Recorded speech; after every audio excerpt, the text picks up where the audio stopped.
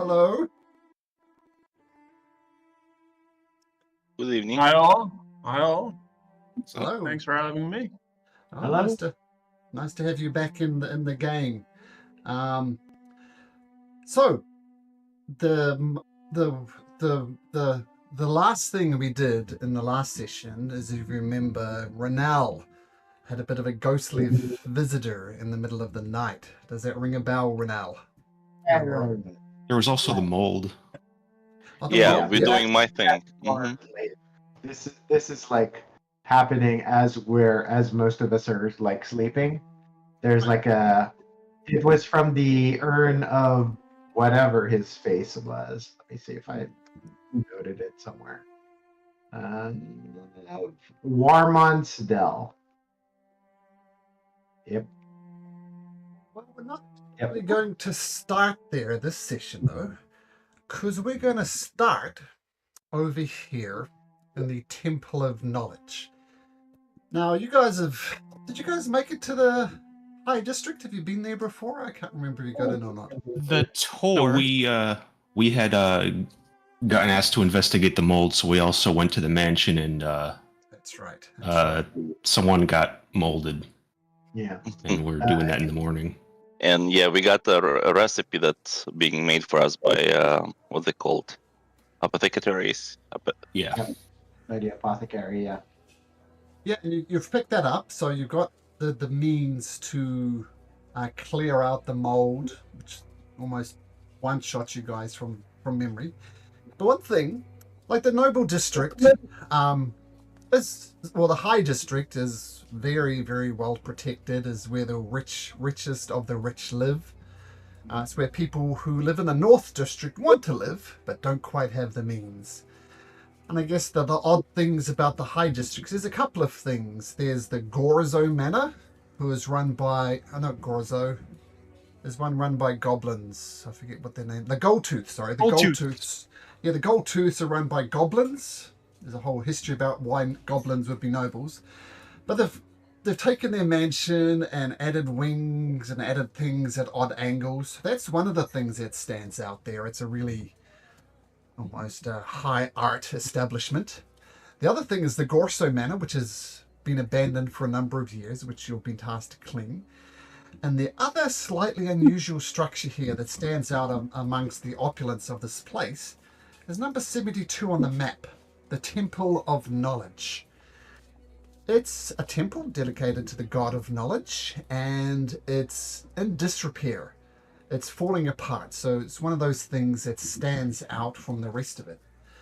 And at the moment, it serves as two purposes. Once as a temple, and once as a library. And that's where we're going to start this session. And inside of this library, you see the current high priest, a gentleman called Father Golvin, a half-dragonborn from the Isle of Xanatharos. And Xanatharos is where our next adventure takes place. This is all based in Xanatharos, so everything connects up. So we see Father Golvin going about his business, organizing some things. And we also see another figure. What do we see with Father Golvin? You're going to have to help me with your name. Skam? Scheme. Okay. So what do we see? What does Skane look like? When he's not activating his powers or anything, he looks essentially just like I'd say a man in his 30s with light brown hair, wrapped back in a ponytail. And he's got a bit of wind wraps a bit unusually around him, wisps of air or whatnot. But other than that, just looks like just a regular human. Average height, athletic build, a sword on his side, but no heavy armor. Maybe a little bit of leather, but not much else. Then just some clothing, maybe some sort of semi-official attire, if he's on business. So we see Skane and Father Golvin, and the outside of the Temple of Knowledge matches the inside. It's a bit of a mess. There's piles of library books everywhere waiting to be categorized, and Father Golvin and Skane are trying to organize them as best they can. Father Golvin says to Skane, "Well, it's that time of the day again when we need to give those snotty little locals a bit of a history lesson. With a bit of luck, we can get some gold pieces from the family and start putting this place together. What do you want me to lead this one, Skane, or have you got it?" Well, do you have any aspect of the history you'd like to highlight tonight or today? Yes. As you know, Father Lester used to run this place. And I always like to remind people about the story of Father Lester. Perhaps I can lead this one, and you can add things as we go along. Okay. That sounds good, Father. Sounds good to me. So, after you you basically have to clear out a space from the books, and 5 or 6 nobles from the Wilthammers, from the Monders, all sorts of high,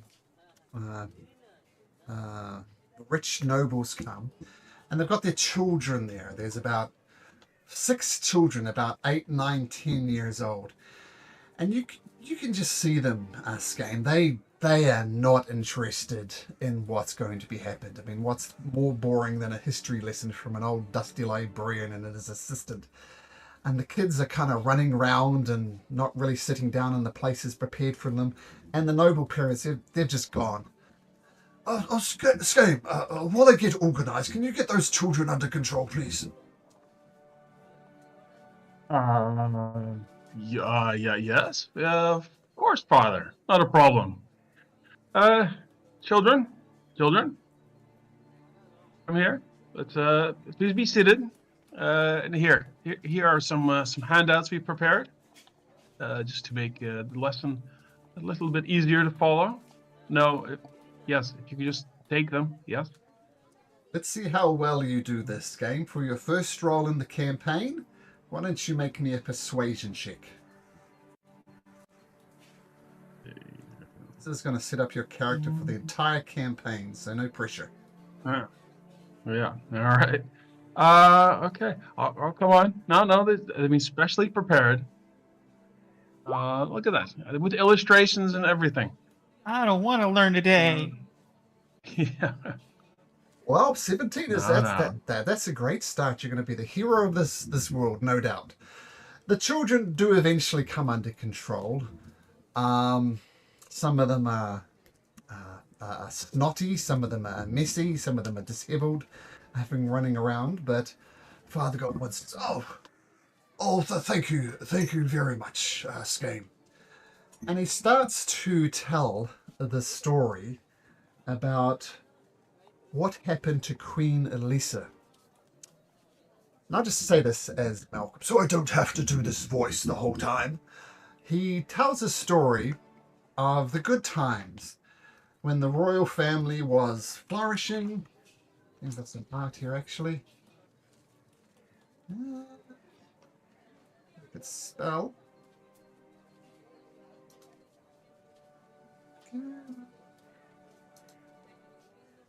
It's the royal family that was really at the height of Oathbreaker. King Waldron on the left there was the king. Queen Elisa, the queen, sitting there on the throne, and their beloved son, Prince Krasner. Now, the only possible criticism made of the royal family was Queen Elisa was perhaps too close to Prince Krasner. And one day, unfortunately, Queen Elisa, she just got ill. She got ill and she died. No mysterious knives in the dark, no demons, possessions, just got sick and died. And after a period of mourning, perhaps a period of too short of mourning, King Waldron remarried. And he remarried this lady here, Queen Laurentia. Some say the marriage was too quick. He fell in love with she was effectively a servant girl. So the questions were made about that. And they had a daughter, a beautiful young princess called Princess Athena. Princess Athena, she's not much of a looker, but that's okay. Now, one day, Queen Laurentia got missing. She was kidnapped. And King Waldron put together his loyal allies, Master Eden from the Tower of the Arcane Tower, and Father Lester as well. And they went on a mission to save Queen Laurentia. What happened after that is a little bit fuzzy, but what is known, that when the king came back, he'd rescued his queen, but the prince was dead. And mourning was happening again. So the queen was saved, but the prince died. And then Father Golvin continues, and that's the story of what happened to our beloved prince. I must admit, this was a bitter blow to the Temple of Knowledge when Father Lester fell as well, but that's the story in a summary. Okay, be gone, children. And they take off.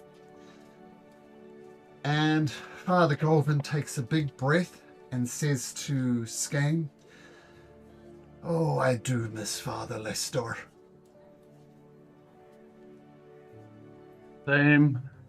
He was an impressive man.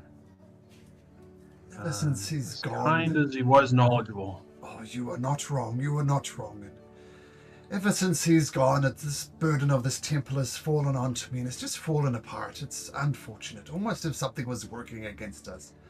I know that's true. Now, we've known each other for some time, Skane, and there's something I wish to talk to you about. Now, I must emphasize that this information I'm going to share with you and my suspicions are not to leave this temple. Am I clear?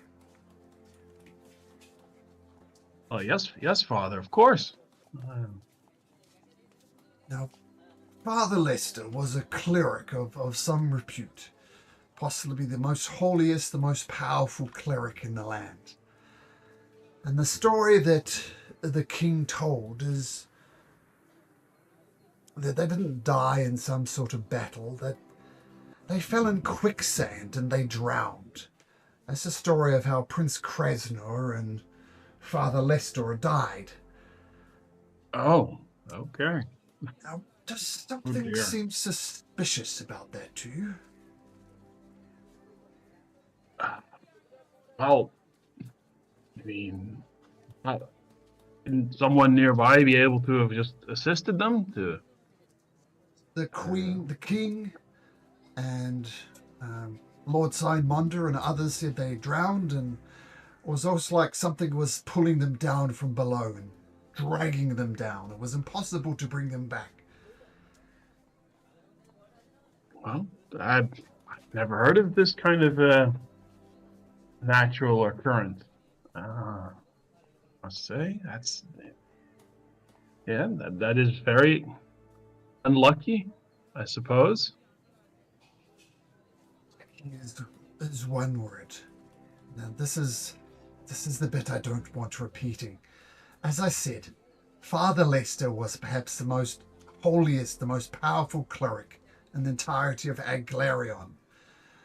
People of that ability tend to be slain by dragons, by demons, by devils, by something very powerful, and yet something as common as quicksand took him out. Couldn't he have teleported? Couldn't he have cast underwater breathing? I mean, there are numerous ways to escape quicksand, but him and Prince Krasnor drowned. I said, I don't want you to repeat the suspicions outside of here. But I mean, don't get me wrong. This has all come from Lord Signmonder, one of the most noblest people I know. But that's the story that he tells. But do you see what I'm saying? Something just doesn't quite sit right. No, I can completely see where you're coming from. There is a fair air of suspicion surrounding this story. On the other hand, For- the very head of the King's Guards, Lord Signmonder, is well respected, as he should be. He's a man of his word and he's a man of honor, and he swears that this is the truth. Maybe the truth somewhere lies in the middle, but as I said, would be politically disastrous if my opinions were to be made public. So please keep them private. Of course, Father. No, I can understand suspicion without facts or proof. Not something to be shared publicly. But it is good to know what is possibly the truth. Or some part of it. Do you have any suspicions as to why they may have told a altered story? I couldn't possibly begin to fathom to guess. As I said, Lord Signmonder, one of the noblest men or dwarfs in all of Aglarion. If he's telling the truth, I don't know. Take it for what it is, and don't repeat it. I just have my suspicions is all. You have my silence, Father. Not a problem. I understand. But I believe you have business with Nethel Wester of the Red Cloaks. I'll clean up here. You go meet up with Nethel. Indeed. Well, have a good day, Father. So take care. And with that game, you leave the High District and head. Do you have you on the right map? Don't I? Yes, and head over here into the halls of the law of the lawgiver, number 60 on the map. And this is where the Red Cloaks reside, kind of their base of operations. And as you would know, Skame and other people would have discovered, the Red Cloaks are a combination of the police force and the court system. There's about 50 of them who wander the city, and if they say a crime, they can both pass judgment right there. So they can say, okay, you're guilty, 5 years of hard labor in the quarry. Like both policemen and court system all rolled into one. But you enter the halls of the lawgiver, see some familiar faces, in particular this gentleman, Nethel Wester. And he says, Skame, have you got your notebook handy? Always. Nathan? Always. Oh, Nethel. You're not the first person to call me Nathan. A scroll and a pen and a quill. Always at the ready. Well, we have a bit of a crime we wish to investigate, and I definitely appreciate your help.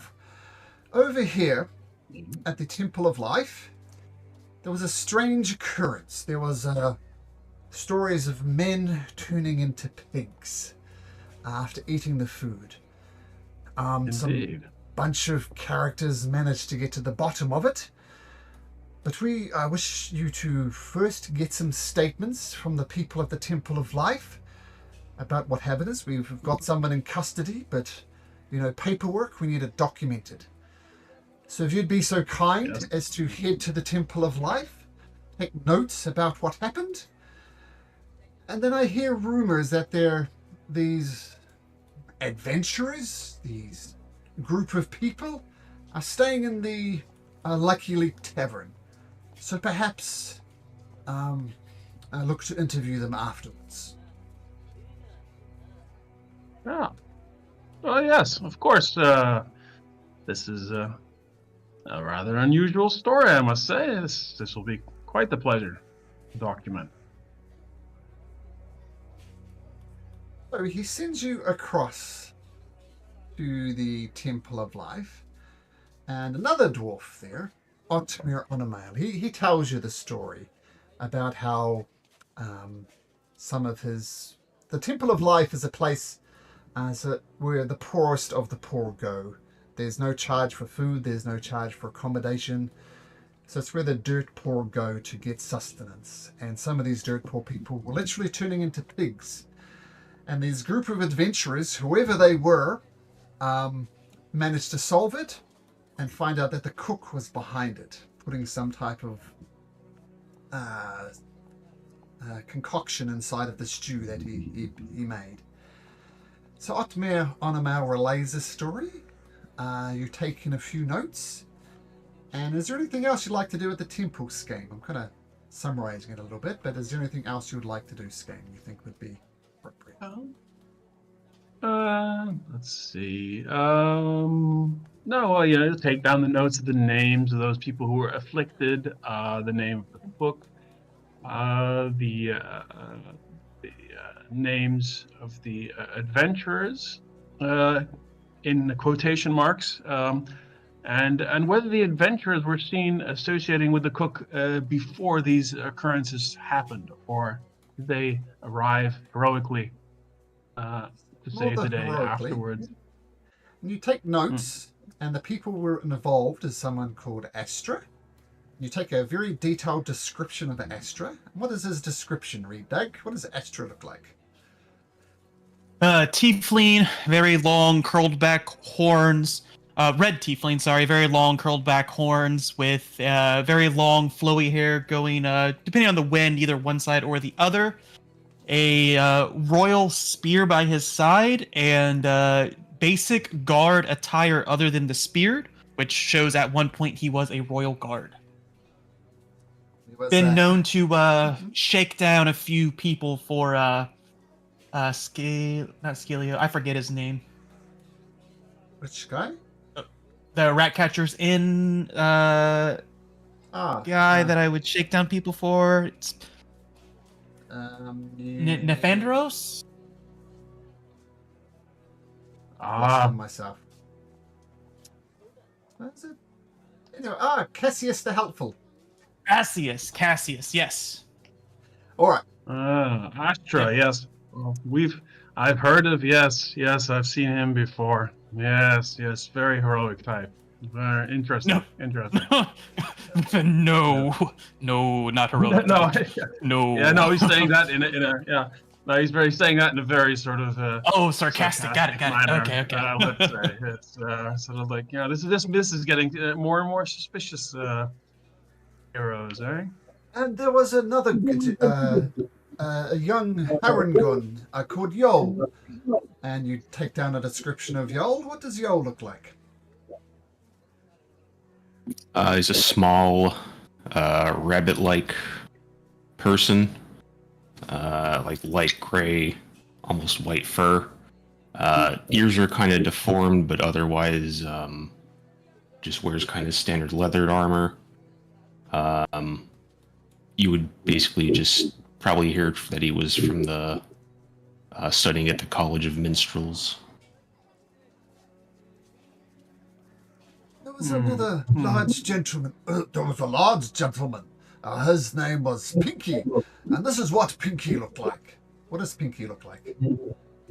So Pinky, like his name, it's a young Goliath, pretty tall, even for Goliath, but grayish skin, wearing heavy armor, and carrying giant weapons behind his back. A maul and a great sword. And even though it's hard to see, but if you look more carefully at his hands, you'll see that he's missing a pinky. It's a nickname. Really interesting. A pinky, you say? Is it left or right hand? It's a right hand. The right hand. It sounds like some sort of criminal association, if you ask me. But okay. I must say, this was a very disparate. This is a very disparate group of people. But they did what I asked them. They barely asked for a reward. Uh, Good folk, I think. They've got good hearts, at least, except Astra. Astra, oh, he did help out, I guess, but I did not like Astra. And there was a young bard as well called Renel. And this is what Renel looked like. Renel? Well, Brunel is a relatively young, redheaded woman, young lady, probably in her early 20s, late teens. She is dressed in sort of like typical barmaid outfit. She has a lyre strapped to her back, along with several other instruments. She is kind of peppy and likes talking to people. So she was probably like they'll probably remember that she was kind of gregarious. There's one final member of this people who helped me out. And in some ways, she was the one who cracked the case. She's a bit mysterious. Her name was Vidania. And this is what Vidania looks like. So Vidania, she is basically dressed all in black. The only part of her actual skin of her body that you can actually see is basically what's around her eyes and the bridge of her nose. Other than that, she is basically covered up with a hood, has a mask just barely over her nose, and she's wearing just basic kind of like leather and cotton clothing. She doesn't look like she's wearing any kind of armor. She's definitely very mysterious. And the only other thing that you'll see her carrying is basically just her bag, a a scimitar, a couple daggers, and she's very fond of poisons. Is the poisons part of her attire, or is that something shouldn't isn't publicly knowledgeable, public knowledge?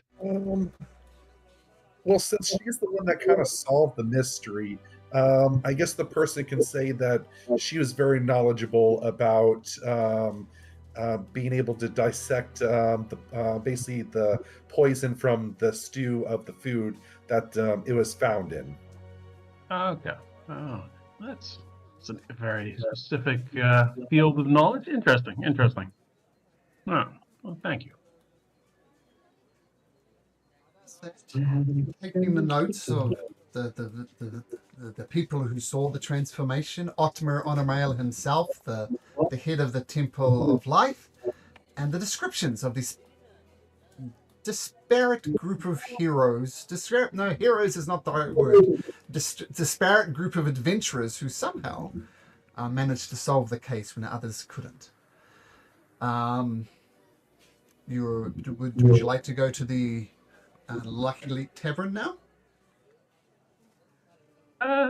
Yes. Alma, thank you for the information and the descriptions. I think, and he taps his scroll with his quill. I think it's time for me to meet these individuals myself and get their personal accounts.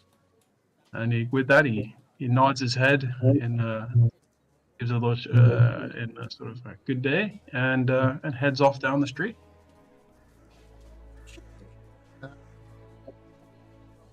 Just 1 second. I've lost my page.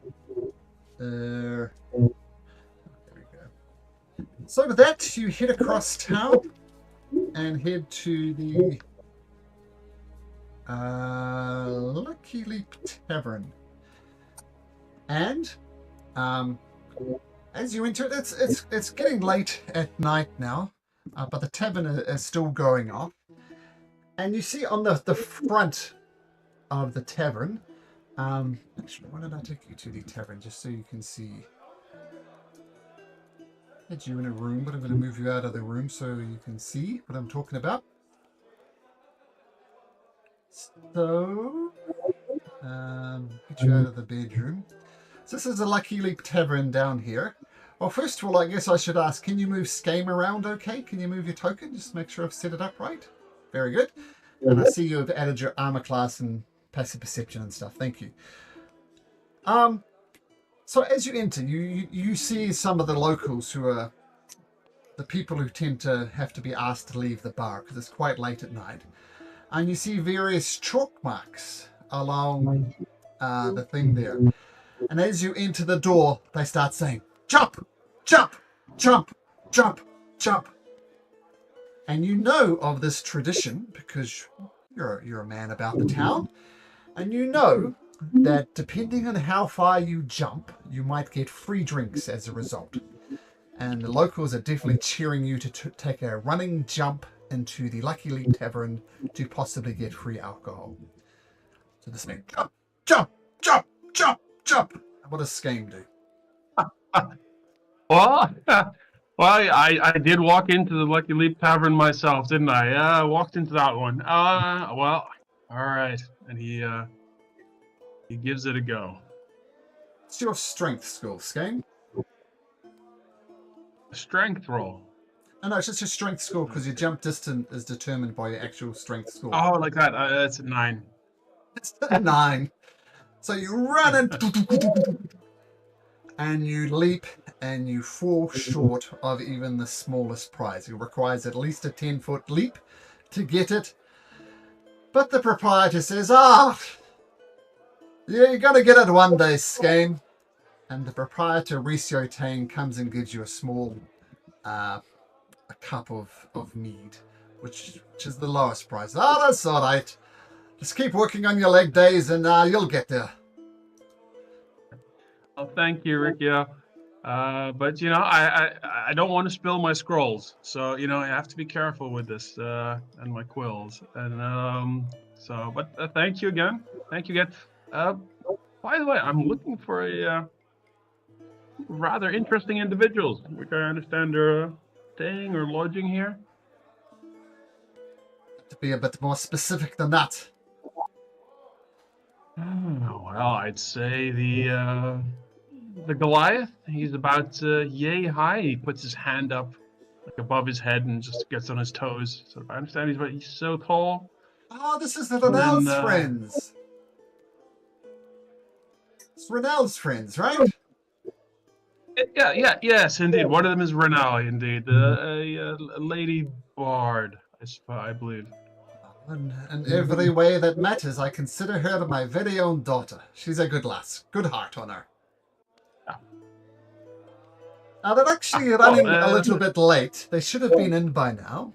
But I tell you what, I'll let you stay in a room and just wait for their arrival. They shouldn't be too much longer. Well, yeah, I do need to catch up on my notes and get that in order. Thank you very much, Riccio.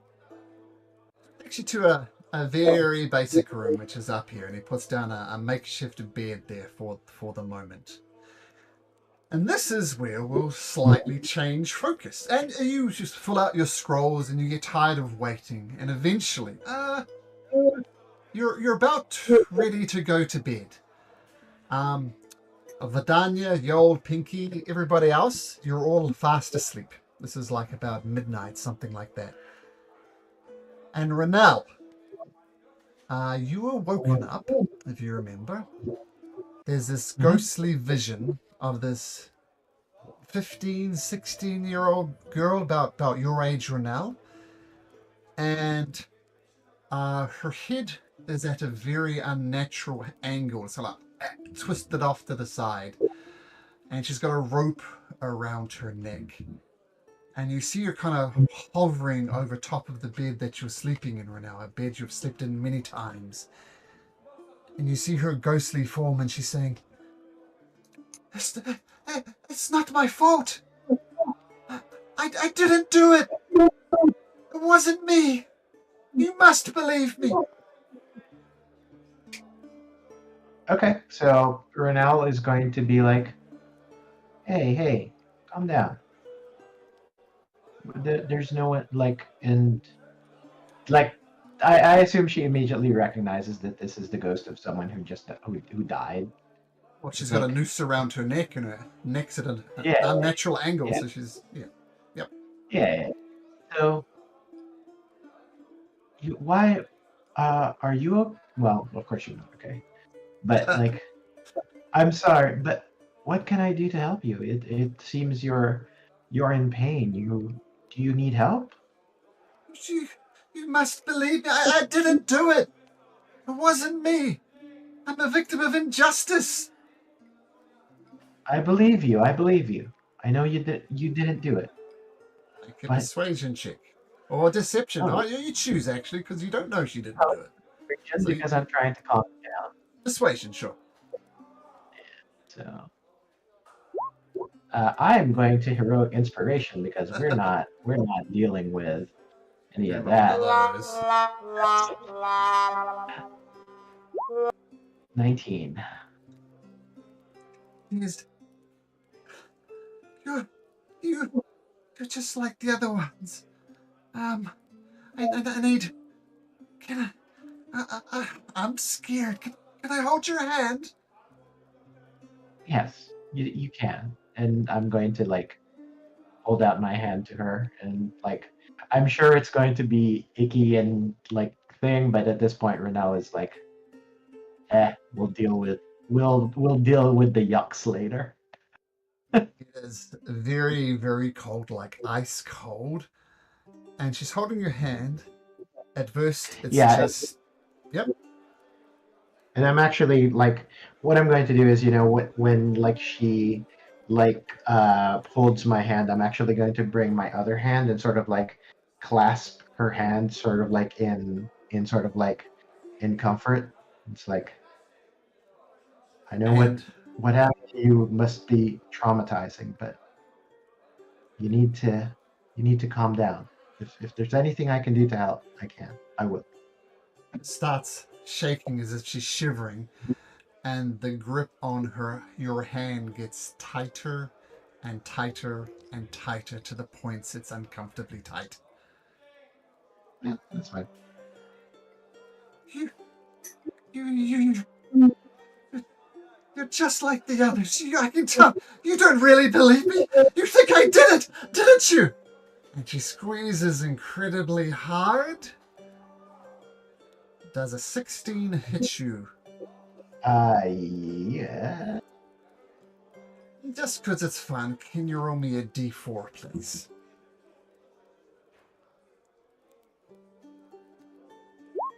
Your strength score goes down by 2.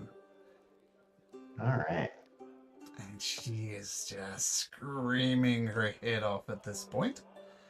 Why don't you roll in for initiative there, Renelle? And what happens when she grips your hand that tight? What do you do? Do you yell? Do you I'm scream? Yeah, I'm going to call out. Hey, I'm help! I'm being oppressed. And Skane, you hear that, so you too can roll into initiative. Yeah. Someone's being oppressed. Oh no. Yeah. So, as always, I am going to use Tides of Chaos to give myself advantage on this initiative roll. So this will be at advantage. So this is a 20. 20, nice. And just as a reminder, make sure you click on your token first before you click on initiative. Just save me a little step. Okay, so she's got a firm grip on your hand, and she's just screaming things about how innocent she is. I'll say that as she kind of rips and pulls this strength out of you, she let go of her grip, and she just screams, I'm innocent, you don't understand! Renelle, what do you do? Right. So I am going to. She looks. I assume she looks like incorporeal, right? Like not. Ghost-like qualities about her. Yeah. So I am going to go ahead and cast Misty Step. Where's the corridor? Is it here? It's to a place you can see. Oh, sorry. The corridor would be through this door. The way out would be through there. Yeah. You'd have to move Yeah, because there, I'm open the door, then Misty Step. I'm mostly trying to get to where everybody is. So since this is my house, I would know where everybody is. Yep, Right. they're all. Well, where's Astra, Doug? Where would Astra be? He was chilling here with them, waiting to. Yeah. He was chilling here. I'll put you up here. You're all basically asleep on the couch at this point. Yeah, so go through this door here, and that's where your companions are. But they're asleep. Yeah. So I'm going to go ahead and interact with object to grab my light crossbow from here or wherever. Right. It's probably be to the side of my bed, and then I'm going to go ahead and cast Misty Step to move to here. That does trigger my Tides of Chaos. Okay. So that will be. I just need to know where is the table on my character sheet. Might be under features and traits. Yeah, I'm looking for it. And you might have to click on it and it pop out. Yeah, there it is. Yeah. All right. So I'm going to go ahead and roll 57, which is you cast a random spell. Go ahead.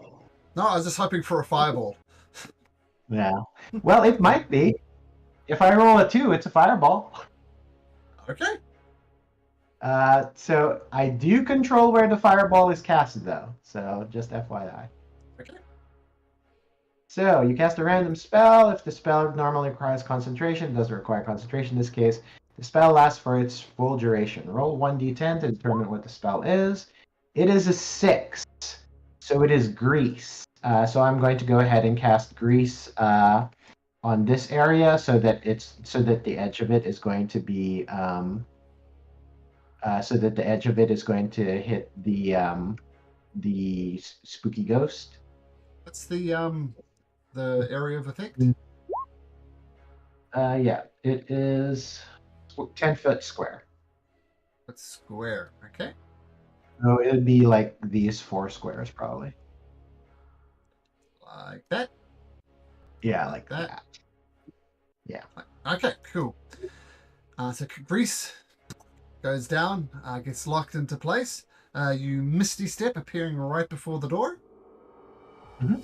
Yep. And then, so grease would require, when the grease appears, each creature standing in its area must succeed on dex saving throw or fall prone.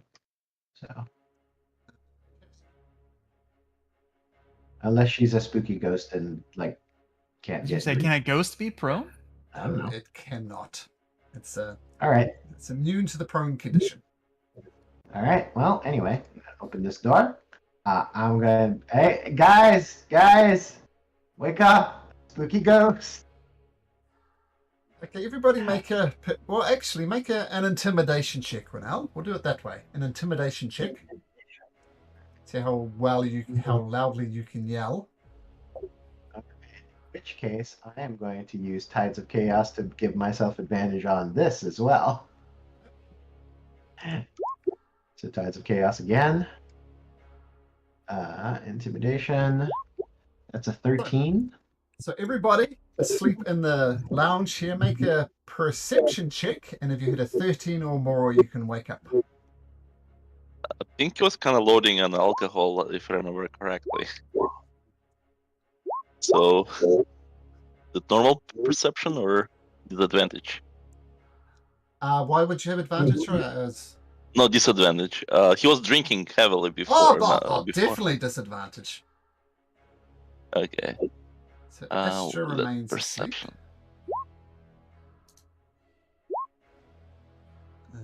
Doesn't matter. Pinky's sleeping it off, so Pinky doesn't wake up. Astra doesn't wake up.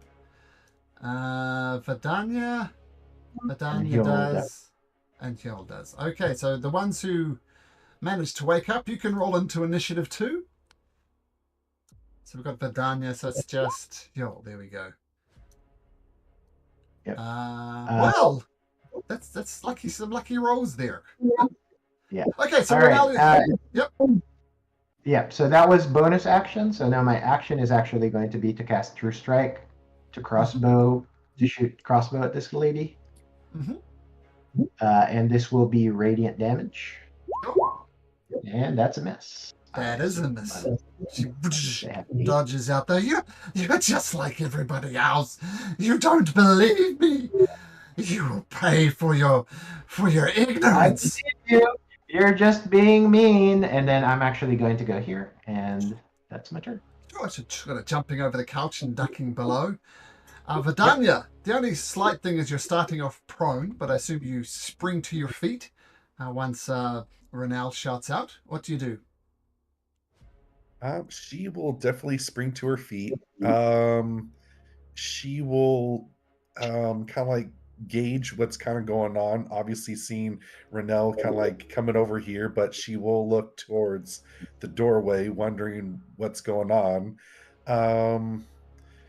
Is it possible I can do kind of like another intimidation type roll to kind of wake up the rest of the party, just to kind of like alert them as well? Sure, same thing. Make an intimidation check.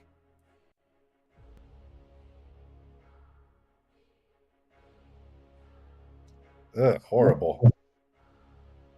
She's still waking up. Horrible. Wait. No, that doesn't make sense.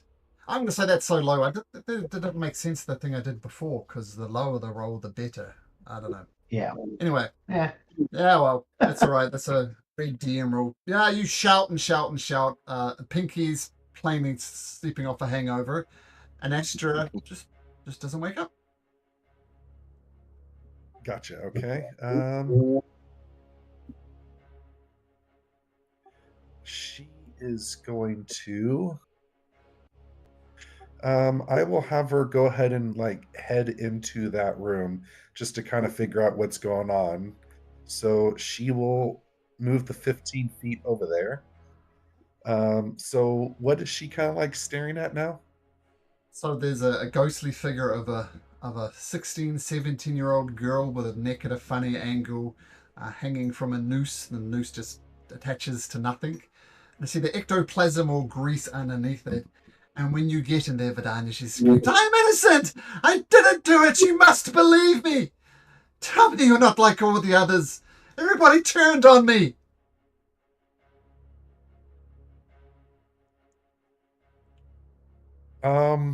Okay.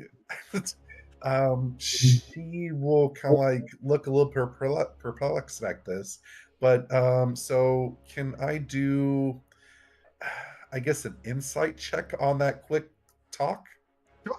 Sure. See if she's telling the truth even. Maybe she did do it. She totally did it. Almost a nat 20.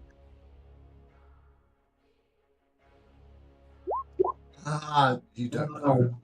You just don't know. Maybe she did it, maybe she didn't. She's claiming her innocence, and she seems very convinced of her innocence, but who knows? She totally did it. I believe it now. I will have her take out her scimitar. So before I attack, does she look like she's ready to kind of like strike out at me? With that insight, you don't know. Gotcha. Okay. Well, upon hearing those words, she doesn't know how to take this quite yet. So I'm going to use my action to do dodge. Dodge. Okay. This is a confusing situation. So, yep, get ready to react and dodge and whatever happens. Skane, just reading your notes, taking notes. Something's happening to the south of you. What do you do? All right. Well, he looks at his notes. He sort of looks at the door, sighs, puts down the notes, and gets up, and I guess he'll just walk the door. Just have a. Oh dear. It seems as if you don't have the ghost attention. You see it's got its back to you and it's screaming at Vidania about its innocence. Okay, now, could I do any sort of check to see if I could understand who this person could be? Sure. what? Make a religion check, we'll say. Religion. You've Wow. heard of stories of ghosts who are doomed to almost repeat their past until the wrong that was done to them is fixed some way. They've got some unfinished task left in life that is very important to them that they haven't finished in life, and so their quest to fulfill that desire has passed over into undeath. Okay. Well, then Skane will that's just for the rest of his turn. He'll just say, yeah. Hang on. I'm gonna do that. I'll do that in a bit. He'll say, dear ghost, dear dear girl, what is causing you to come back to remain? What wrong has been done that needs to be righted? And he steps inside. Can you make me a perception check, please, Skane? All right. Perception. Huh? Oh boy, I want to roll today. You see some grease underneath your feet, and you're quick enough to not stand in the grease. So we'll see you just outside of the grease. And sorry, what were you doing? You were... where you were is fine. Actually, I'll make this a bit clearer. We'll move the grease like there. So it locks into some squares. There we go. Okay, so you don't stand in the grease. And sorry, what were you doing, Skane? Basically just asking this girl, ghost, what needs to be done? What wrong is being committed? Or what does she still need to do before she can pass to the afterlife? Get persuasion check. Yes. Oh dear. All right. Not your good one.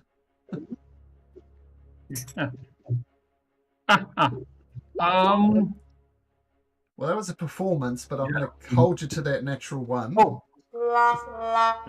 It's still a natural one. Same roll. Yeah. Yeah. She just screams, "I'm innocent!" And is that your turn, Skane? Yeah. Yeah, with that natural one, she turns her attention to her back. I got a 19. Is it for my initiative? Yeah, heal is still. Oh, Hjol didn't go. Okay, sorry. Hjol, we'll do Hjol and then we'll do the shadow. Sorry. Just with the reshuffling of initiatives and went weird. Sorry, Hjol, what do you do? Alright, so here and I'll bust in the room. Starting from prone. Yep. I think you would just kind of startlingly like roll off the couch and just fall on the floor. Nope. Ah. What's going on? Spooky ghost in my room. Yeah, man, skeletons today, no ghosts. Oh shit, where is it? Oh, there it is. I'll take my horn out and I'll blow my horn. Pinky, wake up! We got ghosts! Since you're doing it with a horn, making an intimidation check. Tell you what, this is what we'll do. Pinky, make your perception roll just straight, thanks to the horn. So you don't need to roll a disadvantage. D20? Just just straight up? Perception, yeah, straight up. So usually disadvantage because you're drunk, because holes, yeah, Pinky's not waking up. He's very hungover. I'm just gonna smack him with the horn then. Okay, make an attack roll.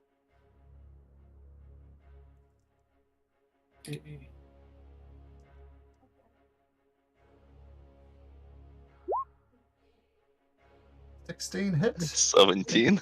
Nope. Add advantage because he's prone. So roll again. Oh, you do hit him, but he is so drunk and hungover he doesn't wake up. Pinky just hugged his hammer and just keeps sleeping.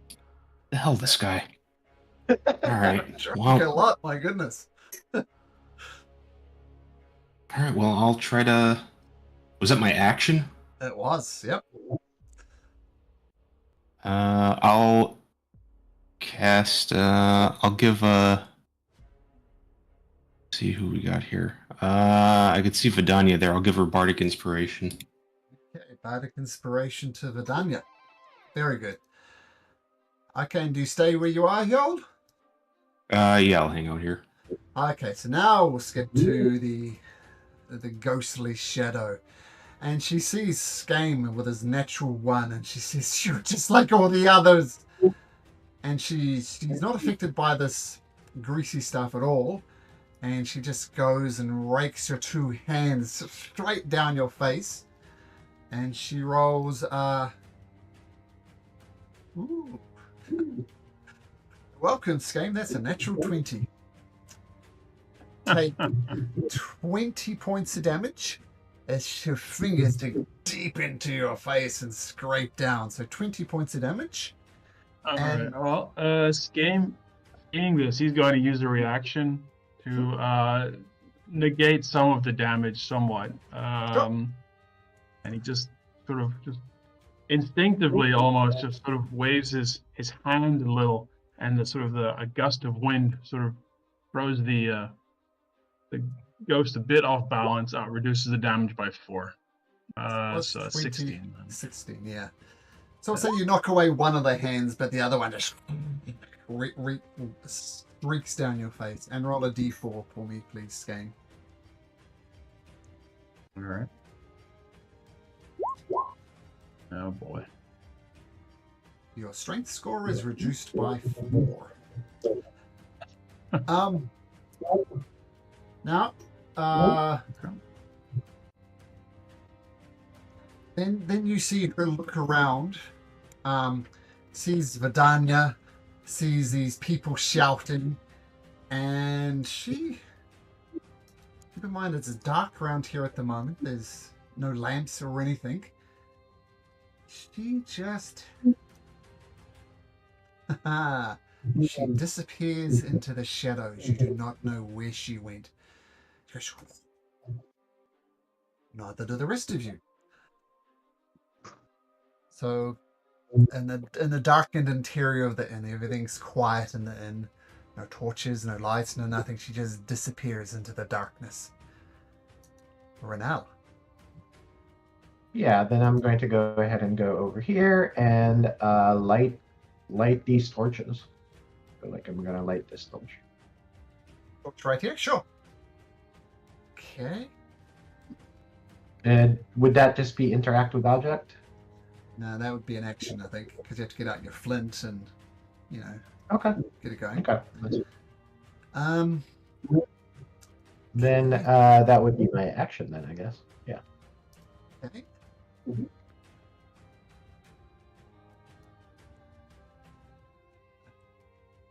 Just thinking.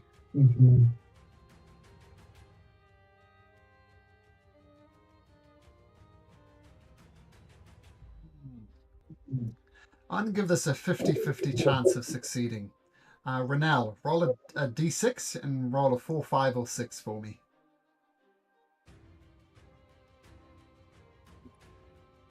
There we go. So you light it up, and some of the light kind of bounces off this far wall, and you see it reappearing right next to you, Vidania. And as her ghostly form appears, she says, "It's not my fault," and she's getting ready to attack you. Run out, lit up the torch, reveals the location of the creature. Well, to Vidania anyway. What do you do? I mean, that's already my action, right? So I'm just going to move back, sort of like behind a couch, but still, like, hopefully in where I can see him. That's my turn. Okay, yo, having beaten up Pinky, blew a horn in his face. Not I'm good. gonna blow the horn again. Okay, Pinky, perception at straight.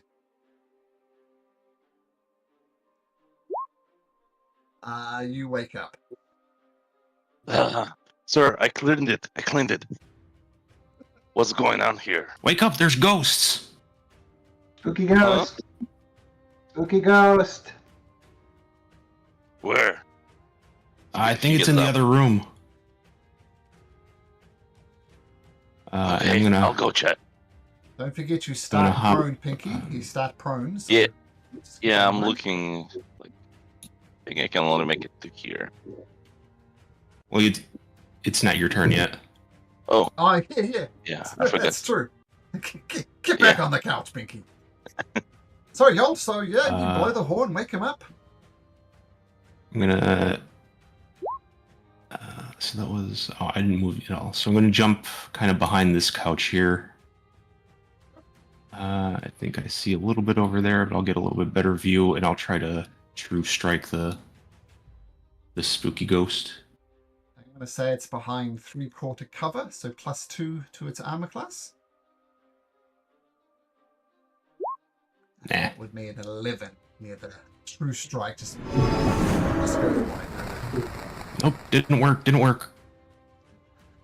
Vidania! All right. The ghost is looking at you. It's not my fault! You don't believe me, I can tell! You're like all the others! You're ready to attack you. Of course, you're no longer dodging unless you want to dodge again. What do you do, Vidania?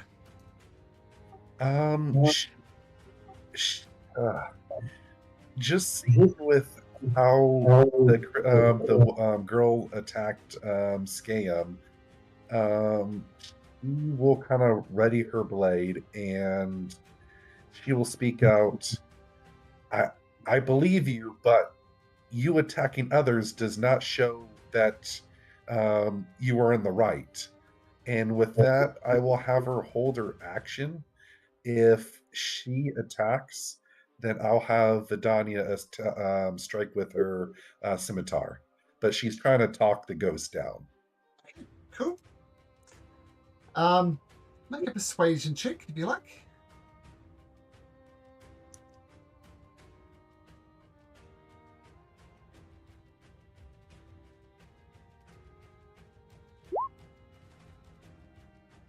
See how she reacts. Scame! Oh, ouch, buddy. What do you do? That was not pleasant. I'm gonna do a second wind first. Go. Get on my feet.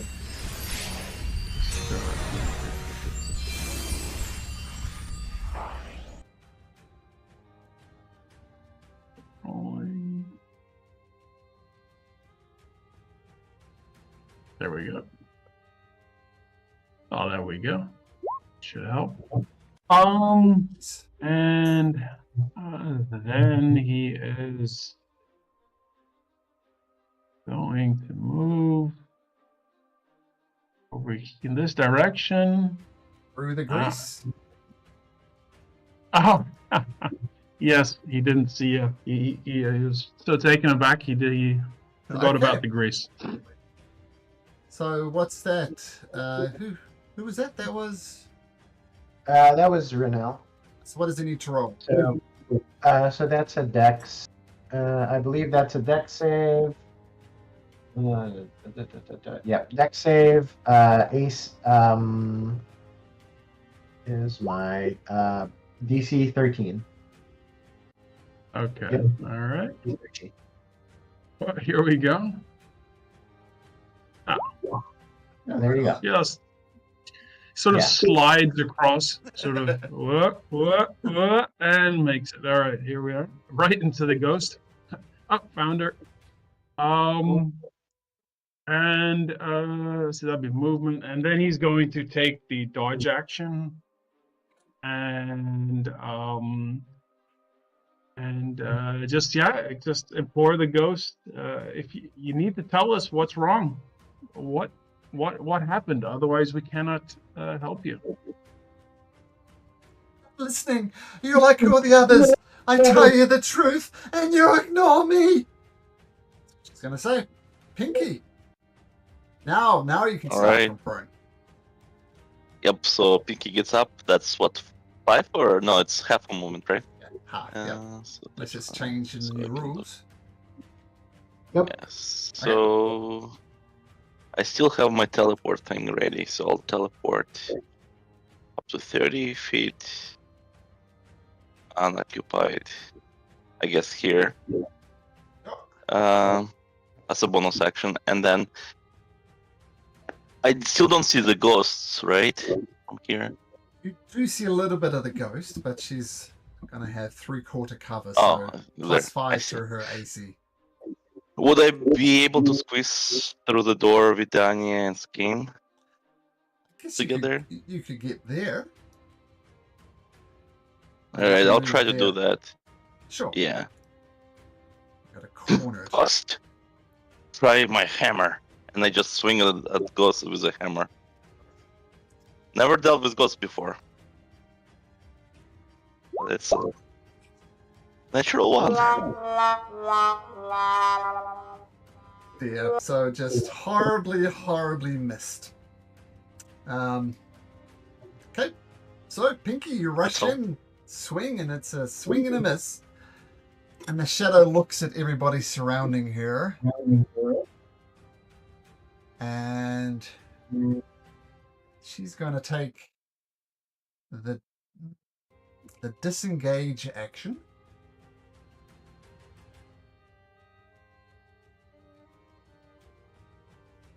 And squeeze through the wall.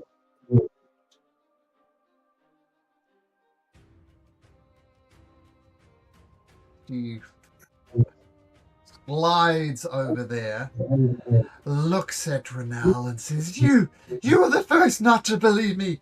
You shall go down. And she begins to rush towards you, but that will be her turn. Renal? With the ghost talking, does that wake me up, Malcolm? Since the ghost is now in the room with me? Sure, make a perception. I'll set it at 20 though, because you're gonna need some help. It seems to wake up. Actually, no. Yeah, I'm going. Sorry, Renal. Yeah, Renal. Go. I'm going to continue to try to convince her to calm down. I think at this point, so I'm going to go ahead and try to persuade her that no, we like calm down. We aren't the people who condemned you. We just need to know what we can do to calm you down. Persuasion, yeah. Is that persuasion? Yeah, yeah. 13. We'll see how she reacts when it's her turn. Okay, and then I'm going to.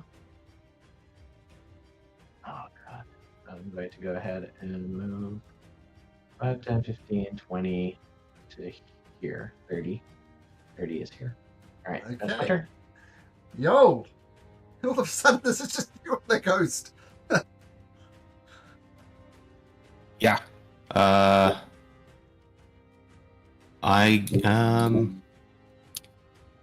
Yeah, I'll just say, look, you gotta tell us what we need to do. We don't want to stand here fighting you all night.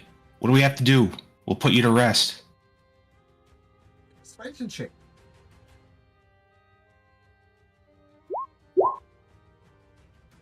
Okay, we'll see what she does. And then I will go 25. And then I'm going to use for my bonus action rabbit hop. And since I still have I'll just kind of hop. Can I hop diagonally, like to this spot, or like You're through the gonna- door? She's going to parkour off Vidania, but absolutely. Yeah, watch out, coming through. Okay, Vidania, yo, everybody's in here now except for Astra, who's managed to sleep through this whole thing. What do you do? Obviously, she's gonna go after the ghost. I'm gonna have her lower down her sword, so she will head over there and stop there because that's her full movement. But I will have, while she's like rushing over there, she will sheath her sword and she'll hold up both hands, trying to show she doesn't mean any harm. She will go, look, I haven't fought you yet. Let me trust you if you can show me that you can trust me. uh, well, that it's not really worded as how I wanted it, but she's basically trying to say like, look, I'm not trying to do anything wrong to you, but please just trust me and let's get down to what you're being accused of. Maybe we can solve this. And with that, I will go ahead and take the a dodge action. You too can make a persuasion check. Don't forget you've got the bardic inspiration if you wish to use it. Ooh. I don't think the bardic inspiration is going to really help with that roll. Yeah, we'll save it. Didn't see the roll, didn't come through. What was it? It was a 3. There Oh, it I is. see it. I see it now. Okay. Scheme. Sorry, Skane. What do you do?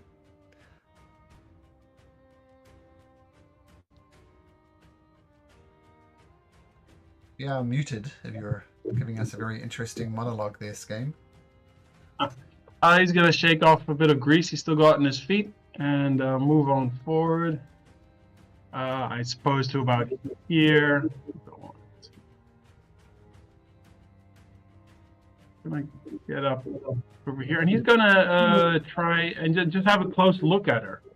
Maybe I'd like to use my investigation skill, see if I can pick out any interesting details might be useful to us.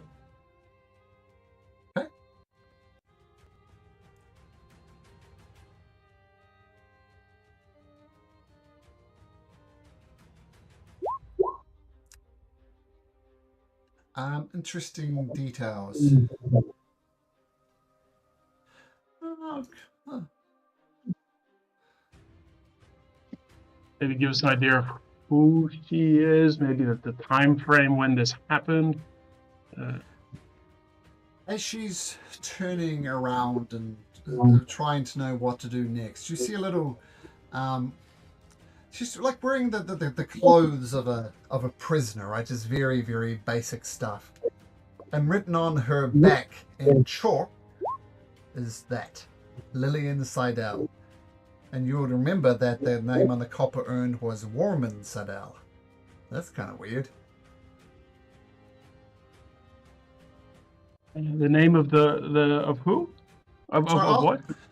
So written on her back in chalk is Lillian Seidel, and on the urn, the name on the urn was a woman Seidel, like written on the urn, like anybody. Yeah. So she basically manifested from an urn that was delivered to me that contained the ashes of a certain individual that was like, I guess, is her dad apparently. Okay, because the urn is for Scame is completely new, so he doesn't. Yeah. Okay. All right. Well, he'll call out. He'll say, "I believe her name is Lillian Seidel." Just FYI for the people who are here, and well, that'll be his turn. Maybe a dodge action if I still have an action left. Sure, we'll give you a dodge action. Pinky. Pinky is perplexed with how the ghost got through the wall. Like, where do you go? I need to look around. Walk here, see, and I just stand. Not sure if I'm gonna make it to ghost. 35. 10. Oh, that's more. I'll try to throw a javelin at the ghost. Astra, with all this chaos, you finally wake up, so feel free to roll into initiative, Astra.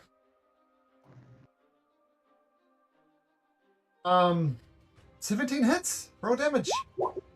So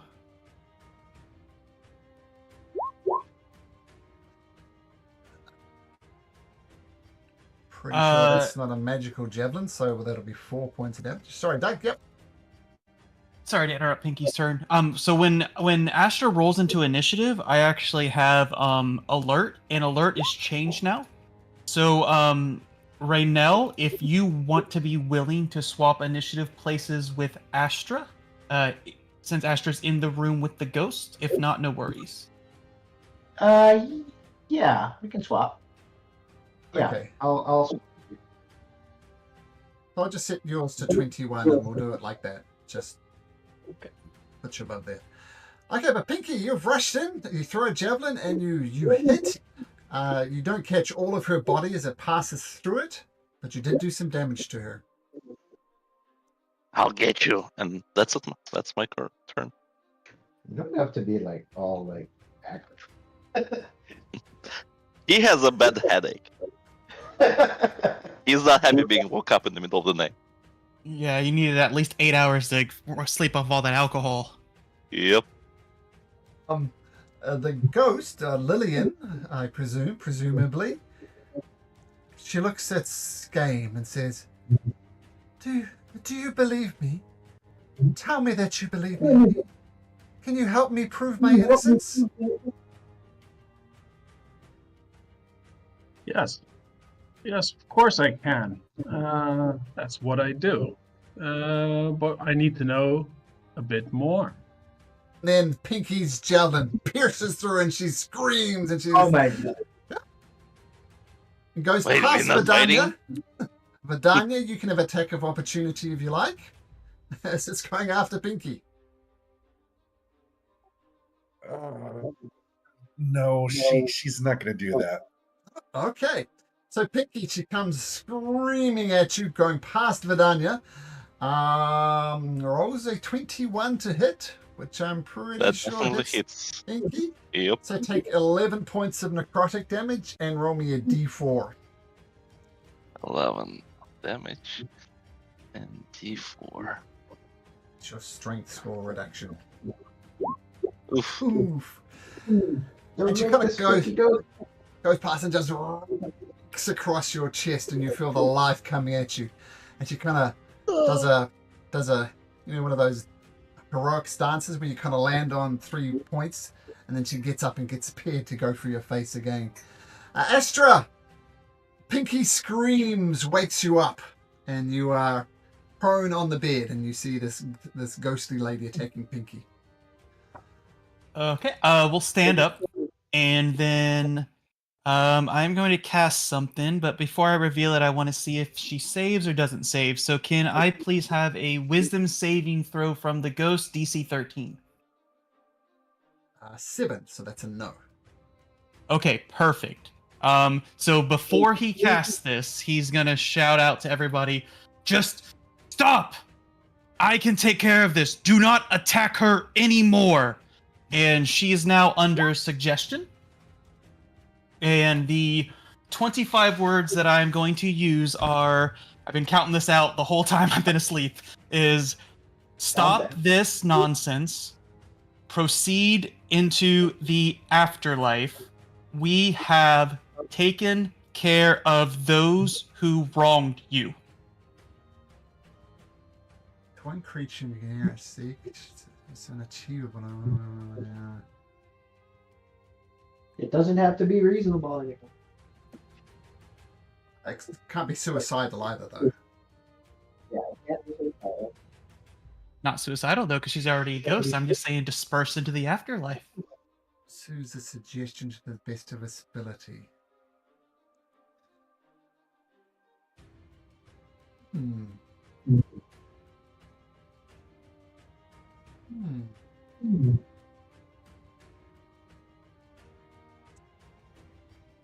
So you're saying give up and die, or give up and proceed to the afterlife. I'm basically saying proceed into the afterlife. We have taken care of those who wronged you, so that she has like no claim to stay in the physical plane. Say just for RP effect, it's going to wander over towards Astra. And you see her look at Renal. You see her look at Yol. Doesn't look at Pinky, doesn't like Pinky.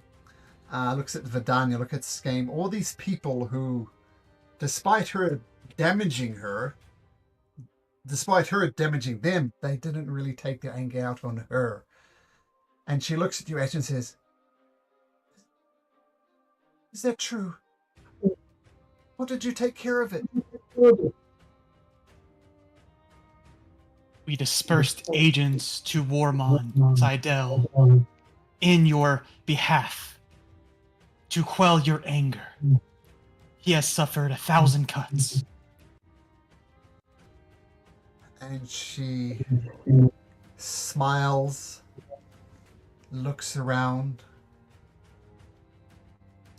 has a look over here and says, Thank you to Hjol and Renal. Says, thank you to Skame and Vidania. And she's going to just take one more swipe at Pinky before she goes to the afterlife. And she rolls a 14, Pinky? No. Nope. And then she... Gone.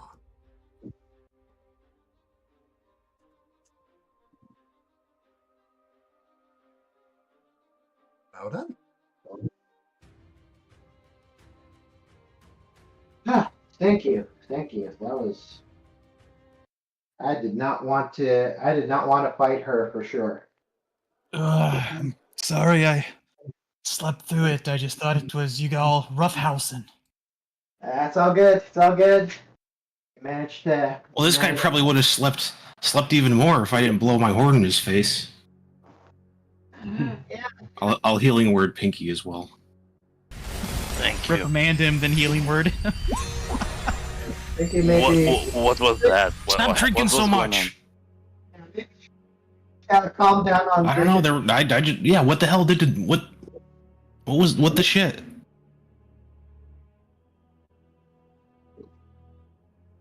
Where'd that come from? Yeah, I don't know.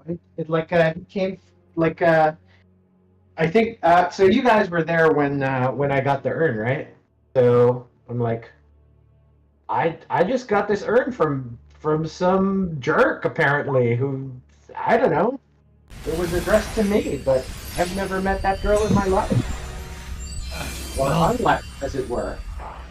As much as it pains me to say this, but maybe once we sleep this off in the morning, we go over to Nestor and give that urn to the Red Cloaks. Just gonna cause trouble for the town. No, no, 100%. This is. I don't know what was going on with that, but you were able to convince her to leave. But I am not equipped to handle spooky ghosts and all those other things. Yeah, so you can see you can see right now it's actually visibly upset because it's like, fuck. Did you tell us the name on the urn? Did we know the name? Yes. I would have told you guys. I'm not one to assume, genders or anything, but that didn't really look like a Warman to me. We should find out who this guy is. Yeah, speaking of finding out who this guy is, I'd like to look at the new person in our room. Is like, hello, thank you for coming to our aid. Who are you? Oh yeah, thanks. Yes. Skame gives a little bow with his shoulders and head and puts his hand over his heart and says, well met. I am Skame. I am a scribe from the lawgivers. And I was tasked with... yes, indeed the same. And I was tasked with documenting your little adventure, let us say, as you are adventurers, with the whole what is it? The thing with the cook that was turning people into pigs, I believe. Oh, that guy. Yeah, Vidania solved all of that. She was. Yeah, that's taken care of. Yeah, he's behind bars. Oh. Well, it's taken care of in matters, but it needs to be documented. Otherwise, it will be lost forever. That's fine. So if you could form an orderly queue, and I could just take or perhaps in the morning. Maybe in the morning, yeah. It's we can powwow over breakfast, man. I'm fucking tired. We dealt with skeletons and stuff today. I died almost twice today. I need to sleep.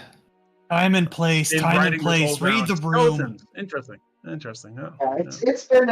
It's been a long day, and again, I really appreciate all your help. I don't want to seem ungrateful, but yeah, it's been a long day. No. So if you indeed. don't mind, we can adjourn for now, and then we can just whatever information you need, we can provide tomorrow. Ah, excellent. Excellent.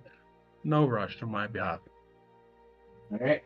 At which point, Ryanelle's going to go back into her room, just be really sad at all the stuff that happened to it, and close the door. Why is there grease everywhere? Oh God, don't get me started. What did you do? Don't get me started. You know, there are some things you don't ask a lady. Okay. Fair enough. I don't know what a journey is, but I'm going to sleep. Yeah, just maybe don't drink so much next time, Pinky. Anyway, so yeah, Renel's going to head back to bed.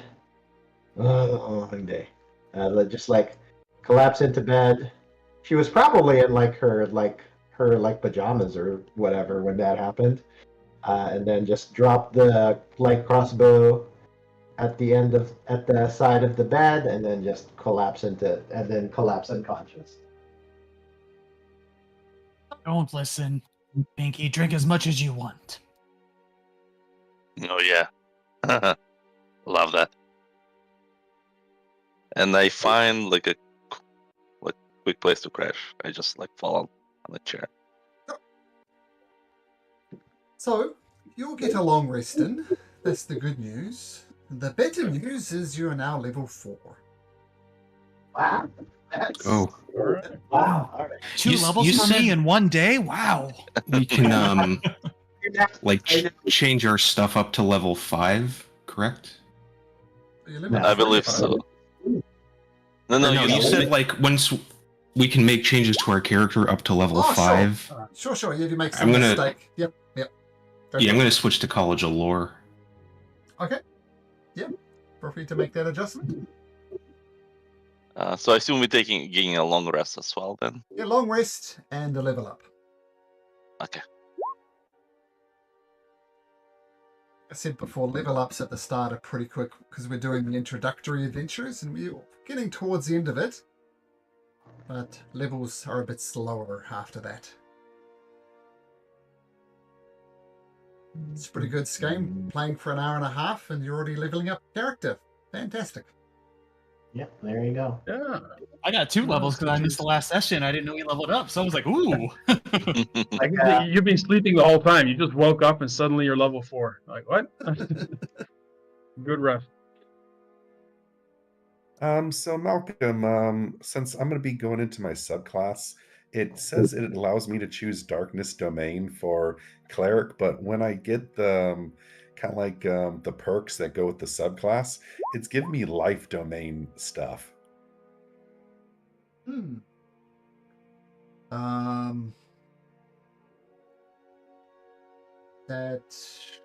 was... It might be one of those things that because you're using like a non-2024 subclass. Is Yeah, that but I right? made... And there might be some funky stuff. Oh, yeah. I think the funky stuff is my fault because I made a I based your new subclass and after the life domain cleric. I just copied that and then redid it. So tell what, Vidania, just freestyle it for the session to use those feats, and I'll make the adjustments like outside of session. Okay. Okay, yeah, that sounds like my fault though, because I do remember basing it on the life domain, and maybe I did something funky. So just pretend you've got it, and I'll make the appropriate changes as we go.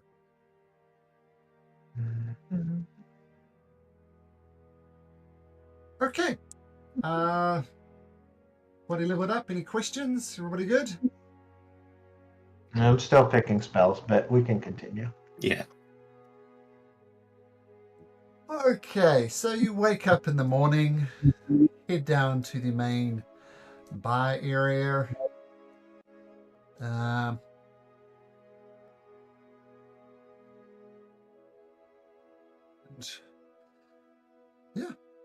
Lucky Leap is coming back to life. Do you know? Morning, long rested, leveled up. Strange new companion.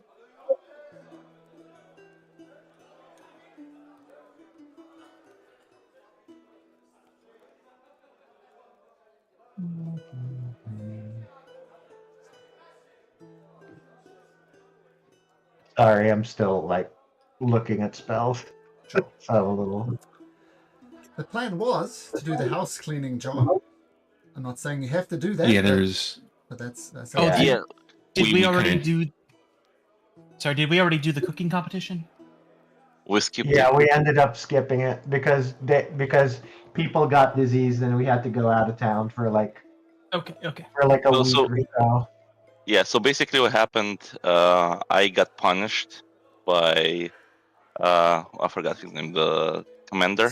Lord Simonder. Yeah, Lord Samander. So now my punishment was to clean up this mansion. And when we went to do it first time, I almost got destroyed by brown mold or something. Yeah. So we Yeah. got like Okay. yeah. So and now- we do have to do that today. Yeah, otherwise it's more trouble. For me, at least. Well, do you guys have a pass to get in, or do I need to get us in through the Noble District again? Oh, we have They let us in. Yeah, they let yeah. us in with the key. we have the Alright. key to the manor. You know, thank you for offering, though. So sort of like Renel's warmed up to you a little bit now that you saved kind of her butt last night. So Kind Trying of to the do whole the rest of the leap, thing. actually. Malcolm, how long does my reduction to strength last? Rest gets rid of it, so your strength Okay. goes back. Yeah. Okay. As you're having this conversation, wondering what to do, someone enters the bar. And some of you, the perceptive among, will almost do a double take. It looks remarkably like Renelle. A 16, 17-year-old young lady, red hair. She's a little, this person is a little chubbier in the cheeks, wearing a different attire. Her hair is slightly shorter. But the basic description matches that of Renelle, like young, long red hair, pale complexion. Not so much that you mistake her for a twin, but it's sort of remarkable how much they look alike. And this person, in fact, keep in mind this looks different. I'm just using this because it's an easy way to make a token that looks like Renelle. Comes up and says, hello. hi. Huh. I'm going to look at you. It's like, Oh, but are yeah, you? Yes. What's your name? Hi. It's nice Oh, to meet you. hi. Yes, it's a pleasure to meet you too. My name is, where's my name? My name is Patience. Nice to meet you, Renelle. You knew my name even before I said it. But yes, Oh. I'm Renelle. That was Malcolm making a mistake, not Patience. Yeah. It's nice to meet you. Well, where are you? Well, Where are you from? Well, I've been studying in the Arcane Tower, but I've come to town to pick up a package, and I believed it was delivered here. Now, my understanding, I found the courier that supposedly delivered it, and they said they delivered it to you because there was no name on it. But I mean, look at us. We look very much alike. Yeah. Your mother or father wouldn't happen to be from the city, would you? Would they? My parents passed away a long time ago. Their dying wish was for me to study for the 12 years in the Arcane Tower. Spent every last penny on me, but they got me in. Malcolm, I'm very curious. Is there like I know there's probably not like a 23 or me or anything like that, or in this sort of like town or anything like that. But is there sort of like any sort of like way to determine sort of like paternity in a non-invasive sort of like in a way that's not like ultra creepy? I will take a pound of your flesh and use it for evil for necromantic power or something. Um, You can ask. Yeah, yeah. I'm just sorry, patience. I'm just very curious because we look remarkably similar. Um, we, is there a chance we could be related?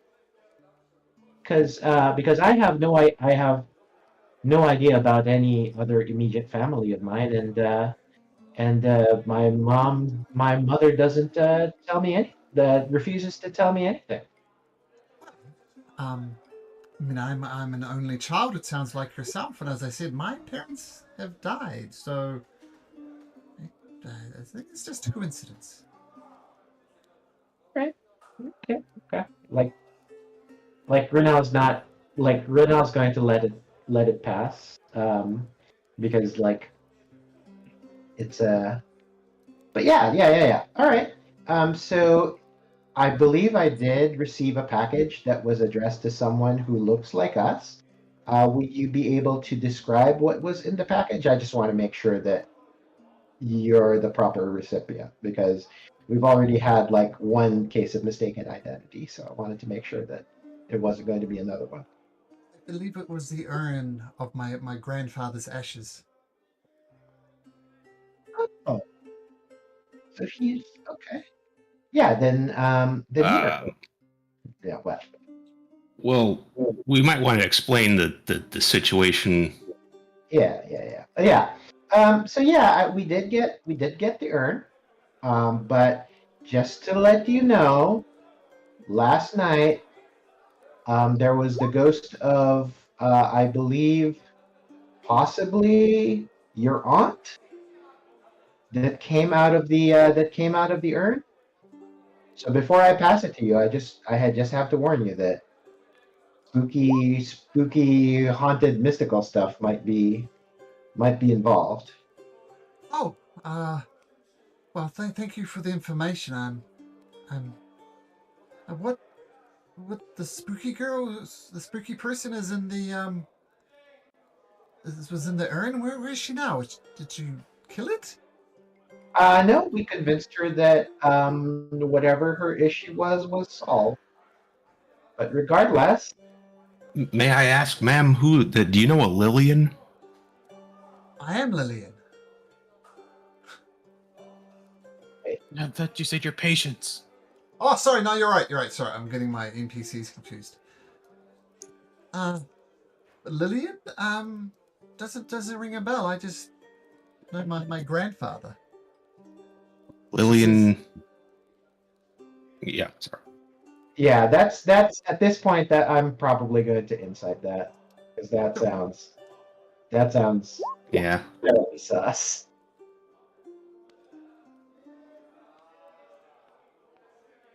20? Yeah, 20. She was confident when she said the name on the urn, which Malcolm has temporarily forgotten, but she'll say the correct Warmon name. Seidel? There we go, Warmon Seidel. She said, oh, Warmon Warmon Seidel Seidel. was my grandfather, and I don't know who this Lillian is.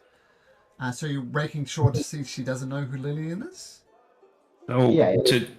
to share some morbid details, this spirit had a noose hanging from her neck, and she kept saying, "I didn't do it. It wasn't my fault." So, was there some kind of Curse or something on your family or something like that, or She were had you guys persecuted or something like that? Because I'm concerned. wrongfully executed, maybe?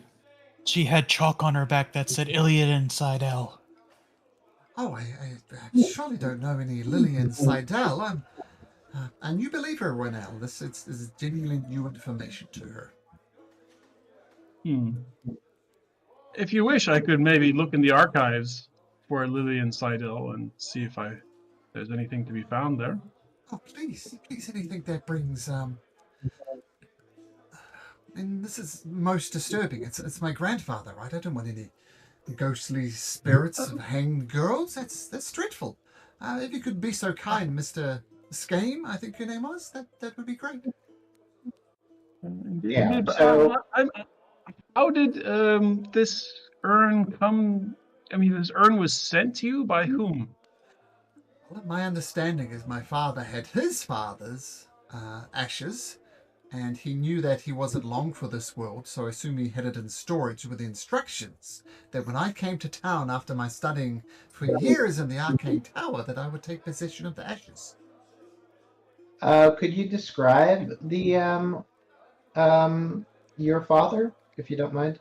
Because I do have sort of like I did write down sort of like the description the courier gave us about the human acolyte of the Arcane Tower who gave them the parcel. Yep, she repeats it pretty much verbatim. All right. Well, so yeah, so it's clear to me. Like I don't want to hold your stuff hostage, and it's clear to me that this was addressed to you. I just want to make sure that you're okay with. I can give it to you, and then like I'll like Renell actually just like climbs up the stairs real quick, grabs the urn, and then comes back. So you can see that the urn is here. Mike just Are the are the ashes still in the urn? yes. They are, yep. Yep, they are. So yeah, so I'm okay with giving this to you, but my concern is you might you might want to bring this to like the Temple of Life or something like that to make sure it's no longer haunted by whatever spirit that is.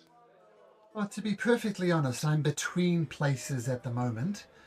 Don't have a lot of coin, but I'll be on my feet soon enough. And Otmer Onomail has been kind enough to offer me some temporary accommodations. So if you have any further Who's that? questions, we could you can look for me at the Temple of Life. Oh, okay. So that's like a cleric temple, right? Yeah, Like that's where the pig thing happened. yeah. Okay. Oh, okay. So it's reasonable to assume that like if they got a spooky ghost that suddenly popped out that they can exorcise it or something. But, yeah, temple would be a good place. Yeah. Yeah. Okay. Well, I just wanted to caution you and make sure that um, that that just so that you're aware that that's what happened. And yeah, if you're new in town, if you're sticking around, I wouldn't mind being friends. So if you want to just hang out, we can just everybody needs a friend in the city. Look for me in the Temple of Life. And with that, All she right. takes the urn, thanks everybody, and proceeds to leave. Yeah. Patience. So, Malcolm, can I use my insight as well to see if like she was irritated that we were asking so many questions, or like, Sure. or whatever, just Sure. like, or was it just like it's reason like I'd like to think we were being reasonable about like the danger of that stuff, Okay. but I don't. I just wanted to make sure if she took it. Make another insight check. All right.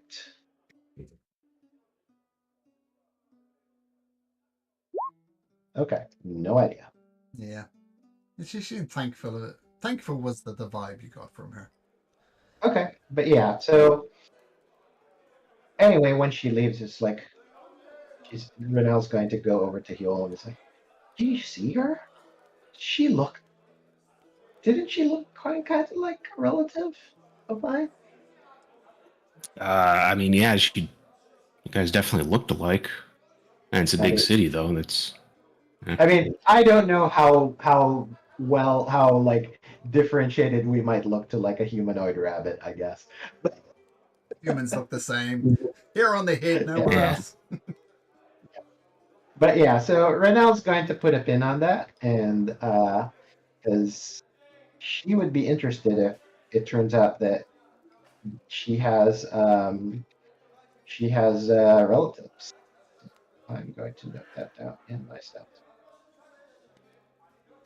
So as we're all sitting down having breakfast, you'll be kind of sitting there. You look like he's thinking real hard, like he's doing that thing where he's kind of massaging his temples, and then Renell, all of a sudden you would just hear in your head, bananas. Oh, I'm going to go into the kitchen and just like grab some bananas for the rest of the party. It's like, here you go, and I'll just put them on the table. Wait, did that work? Yeah, Did you hear that? yeah. I just thought you wanted to yell, but you wanted bananas, so I just. I didn't actually say it though. I just thought it. Oh, that's right. Huh. Neat. Oh shit! I learned something. Nice.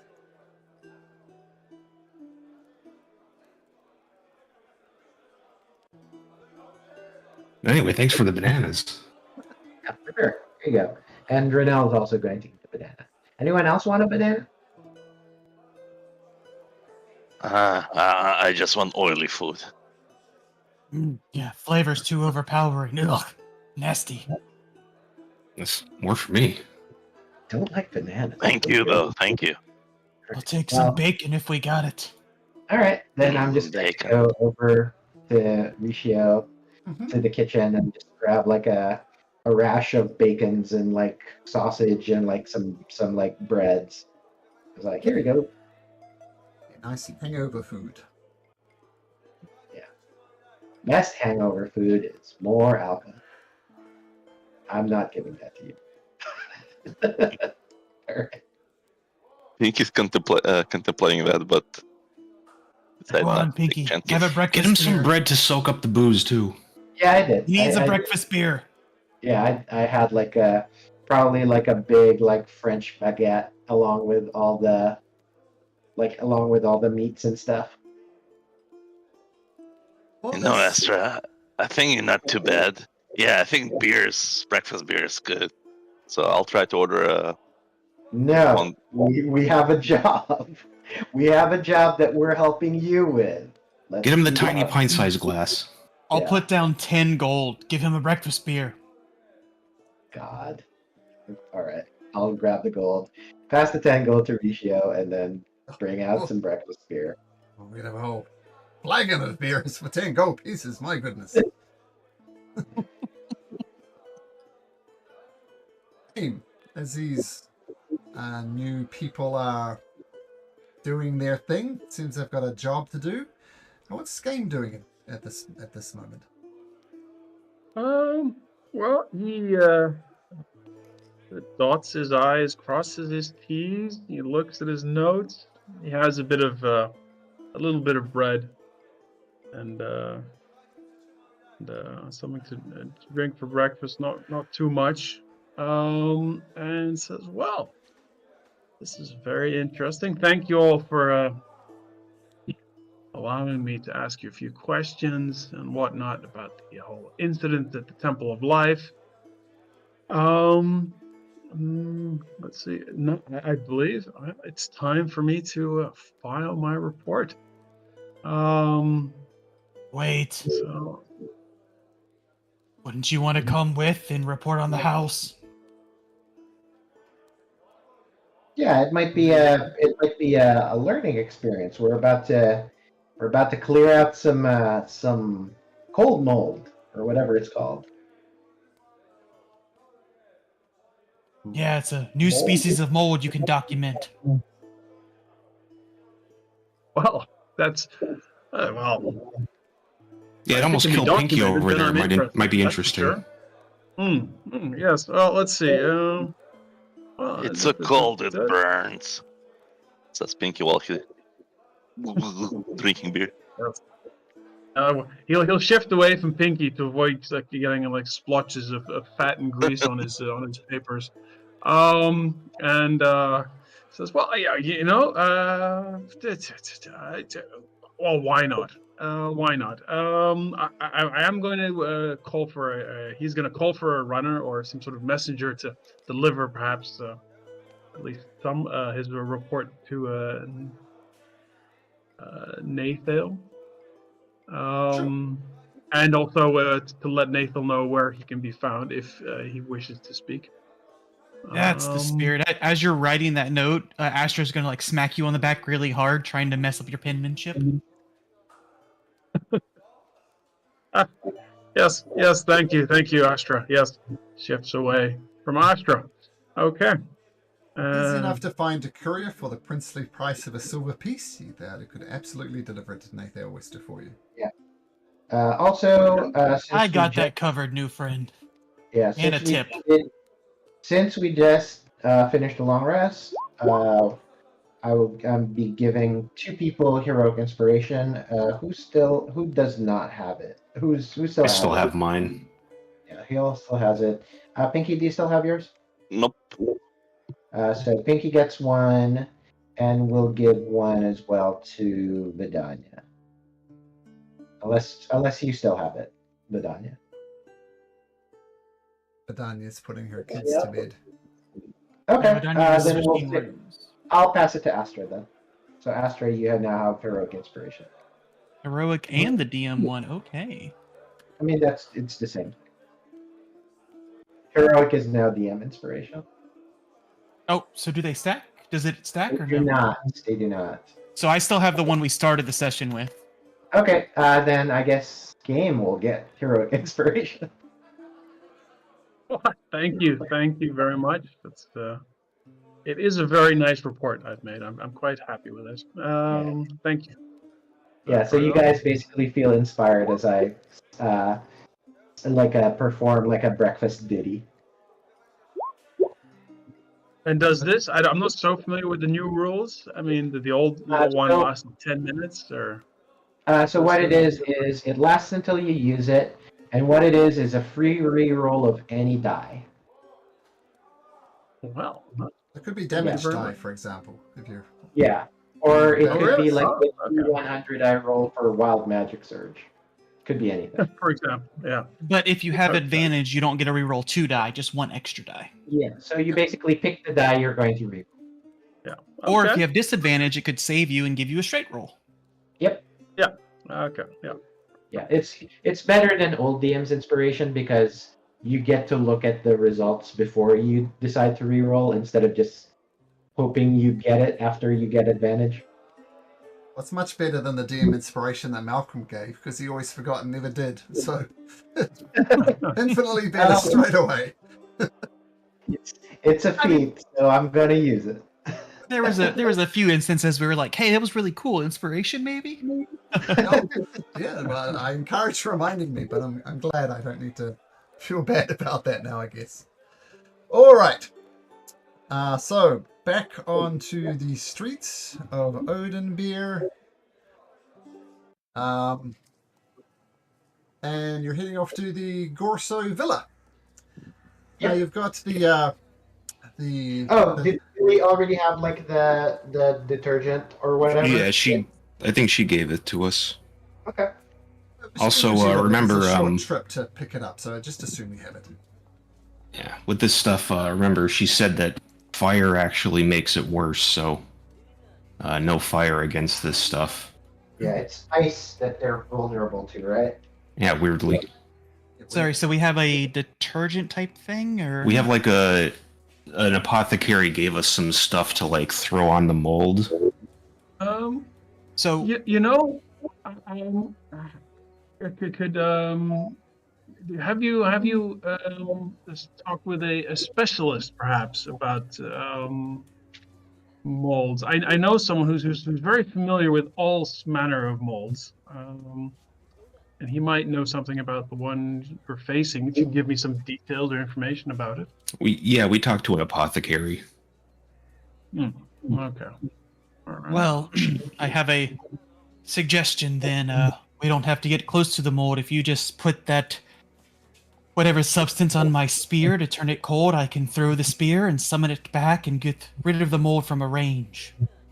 Yeah, and also after our harrowing experience, I actually have I must have gained some like the magic. My innate magic must have acted up because I can now So I'm just going to go ahead and cast this into the air.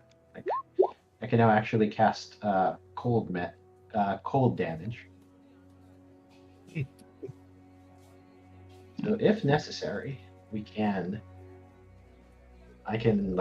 just shoot from afar. Okay. Have we identified this type of mold? Ground mold.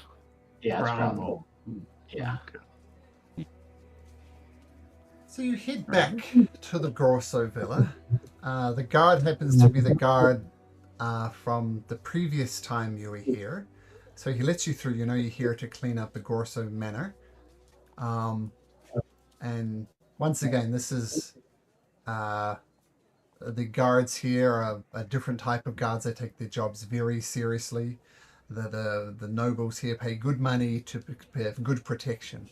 So in some ways, this is the safest place to be in the city, but you have to pay money or have some type of business here. Very, very safe part of the city. I mean, nothing else. The royal palace is right over here. So, yeah, where the king and the queen and their princess daughter lives. But regardless, you come back to the Grosso Manor. The place is still run down. Well, not run down, just like the lawns have grown tall, the grass on the lawns and everything's just a bit dirty and just needs a spruce up. And Pinky was tasked by Lord Simonda for not really following orders to clean this up. And so you approach the outside of the Grosso Manor. What do you do? So as we're approaching Malcolm, I'm just going to go ahead and cast Mage Armor. If you like, you can just assume you have Mage Armor cast every day, because I don't see a good reason why you wouldn't cast it. So just adjust the spell slot and we'll just assume you have Mage Armor up. How does that sound? Sounds good. All right. Going in there, I'm also going to go ahead and cast Aid on myself, Renell, and Pinky. Be careful. The mold is close to the gates. And Well, it was Rep Boss Life. It was past the front door, I believe. The gate was all right. Oh yeah, the door. Yeah. Sorry. I'll also have my mage hand out. If you want to open it, I can try to maybe trigger it so we can get through. So who did you cast Aid on? Me, you, and Pinky. That's 5 extra HP, max HP modifier. Yeah. Okay. Thank you. Right. So you approach the Is the door outside. open? Well, this is what you see. Actually, you unlocked the door last time, so We did. this is the main entrance in. Was that like an area of effect when it hit you last time, or did it seem to just go for you?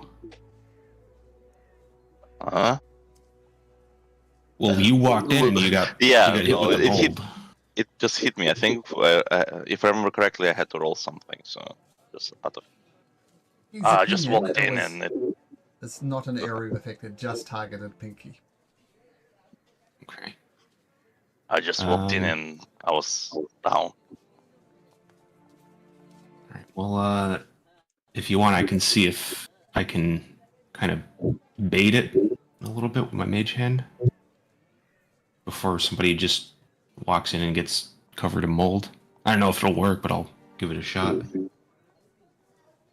We could put that solution on my spear, and I could just throw the spear in and recall it back.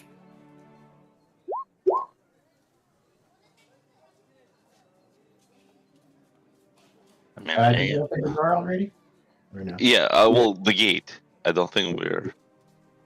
This is the door, I think, right? And that was just open. This one here.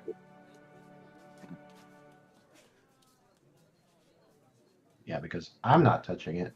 I'm waiting for people. I can who open are- it from a distance if Or somebody else earlier- wants to do something. If you want to do the spear thing. Well, I'm saying if you want to open it and I throw the spear in. Yeah, my You need the concern- door to be open? My concern You is can open the that door. My don't- concern don't is that- close. we're supposed to be cleaning this place for people to move in. So if we blow stuff up or throw spears or whatnot, we might damage something. Yeah, please don't break anything. I'm gonna get in the Well, I can try to problem. mage hand the solution onto the mold. Yeah, that's probably safer. Do we see the mold out of here? Well, someone needs to open the door. Yes. This game, he just moves his hand up a bit, and can I use my, let's say, my telekinetic, let's see, telekinetic, where is it? I'll just say Power telekinetic features. anything. You can open the door from a distance. So Okay, all right. door opens. Okay. And And where do could we I make see a it? nature? Could I make a nature check to see if I can get more information about Sure. Sure. more about this brown mold? Absolutely. Make a nature check. Oh dear, I do not. I only know about green molds. No, really brown. Well, natural ones tonight. Yeah. Yeah, this game adds nothing of note. To answer your question, you do recognize this brown mold. If nothing else, it was covering Pinky that time. And if you just peek above the doorway, you can see some brown mold has reformed above the doorway.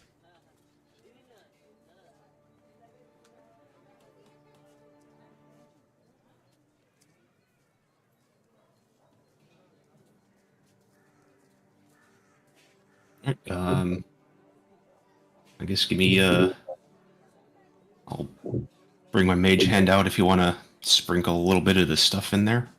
Yeah, I think we'll do that. We'll just have the mage hand sort of like start wiping down the mold. So yeah, you get the mage hand and rub it on the mold with the dust that the alchemist created for you, and yeah, it just dissipates harmlessly into. Also, it turns into water and just drops to the ground, seemingly harmless. Mold be gone. It's gonna warp the floorboards. Too much moisture. Yeah, I assume we also brought like traditional cleaning supplies in addition to the Sure. stuff because we are in theory supposed to clean. So I'm just going to get like a pail and a mop and start. Yeah, like we ain't mold experts here. We're just getting rid of it. We can, restoration's a whole another thing. I mean, Reynald's probably familiar with how to clean like a house based on her sort of like her job and like her family. So like all she cares is that the mold goes away, and then I'll take care of like cleaning the remainder. So feel free to proceed into the mansion. There are numerous patches of brown mold, but Yol, with your mage hand and the dust that the alchemist made, easy enough to clean it up. Sweet.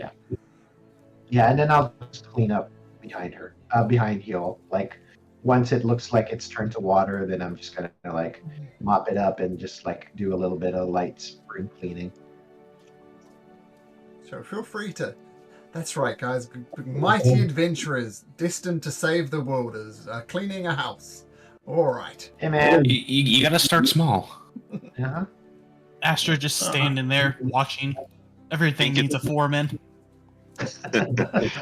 Pinky tries to reach like the towel on top of like shelves or everything, the dust. Yeah, there. I'll give like Pinky like a feather duster or something to like dust like the hard to reach places. Smells like a basement in here. Well, it sounds like not a lot of people have lived here in a long time, so it makes sense that there's a lot of like dust and stuff left behind. All right. Be careful before you walk. Yep, be careful. Not as Check above the door. Yeah. I will stay in the rear and take notes. But, all right. Well, I mean, you can go through. I'm just saying, you make sure there's no mold around it. Yeah. with his head, he's sort of after you. You're the mold expert. Still more mold up to the north here, and yeah, but just assume that due to Hyol, the mold is not a problem. There's lots of mold all over the place, but you clean it up as you go. Yeah. So we'll keep I've cleaning. become the we'll- mold guy. Yeah. You're now the mold whisperer. Stop right there. Everybody freeze. Everybody freeze. So the one thing you notice, the brown mold is a weird thing, right? It does cold damage and is affected by cold. As you're wandering around here and cleaning, and Hyol is destroying the mold as he goes, it's still unnaturally cold in this place, which is something you notice the first time you're in this mansion. And you hear a voice in your ear, Renel. And you look up to the ceiling, and there's a little creature perched on there, seemingly made of ice. And it says, "What are you doing? This is our house. We like the mold. We like the coldness." And then another creature appears on the ceiling, and another creature appears on the ceiling. And they say, "This is our house now. You must leave." And they launch to attack you. Roll for initiative. All right. So, once again, give myself advantage.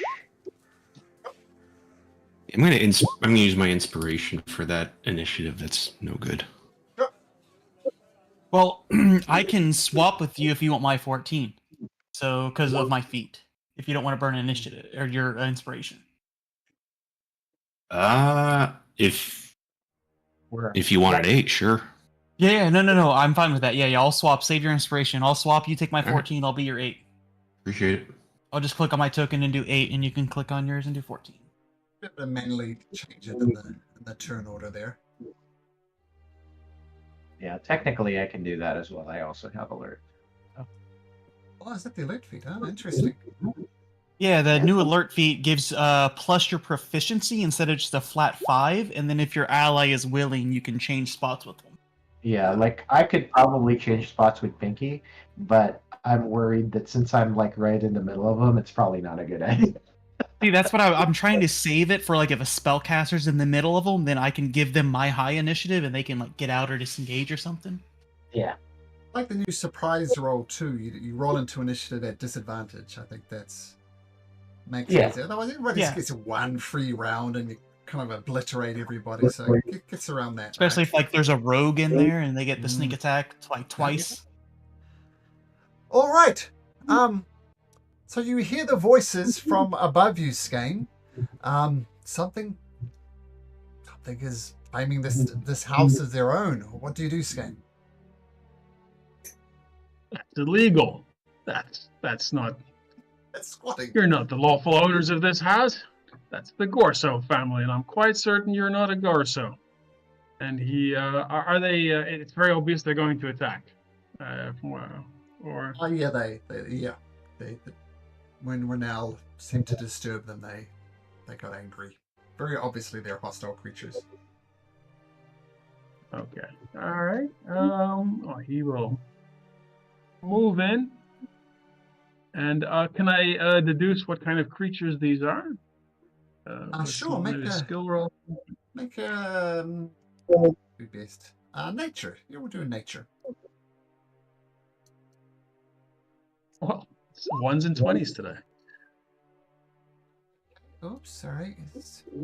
Click on I did a that. thesis on these creatures. Actually, it's quite a. You did. You know these are.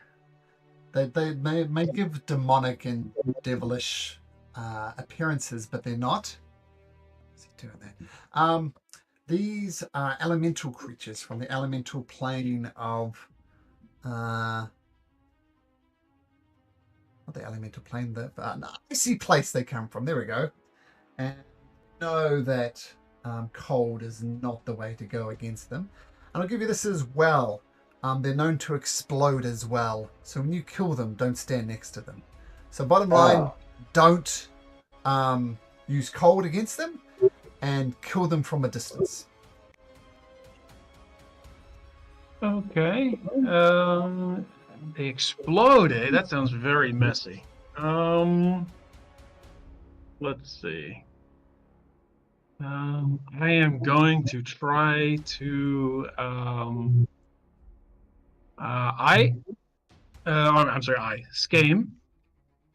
He points at Pinky and he says, I think you're going to find they're new owners of this house. If you leave now, you will be allowed to leave with your life, despite your transgressions. Let's say that's a deception roll, perhaps.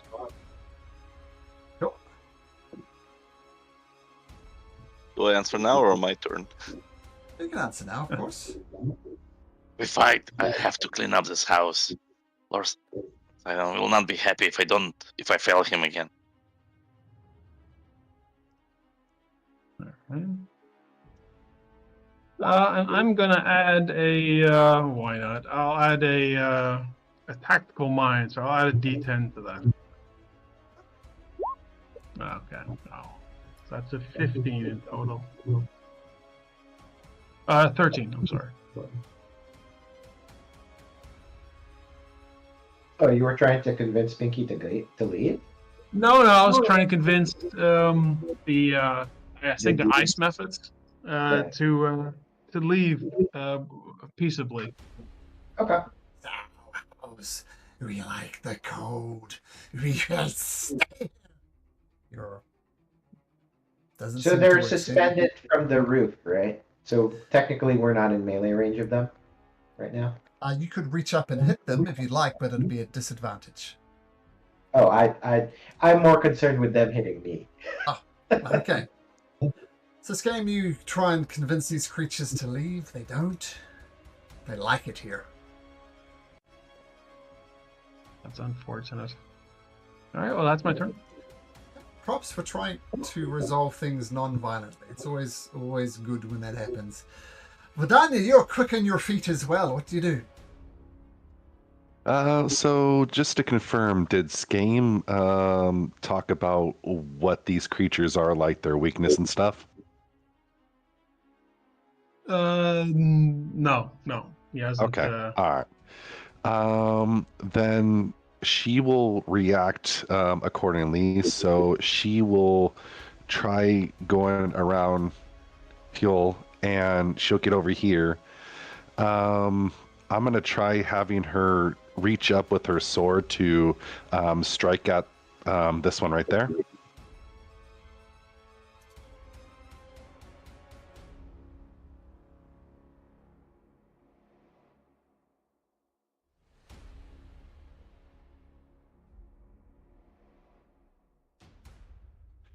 Oh my god.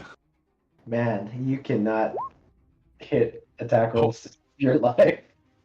It's horrible. Damn. Okay.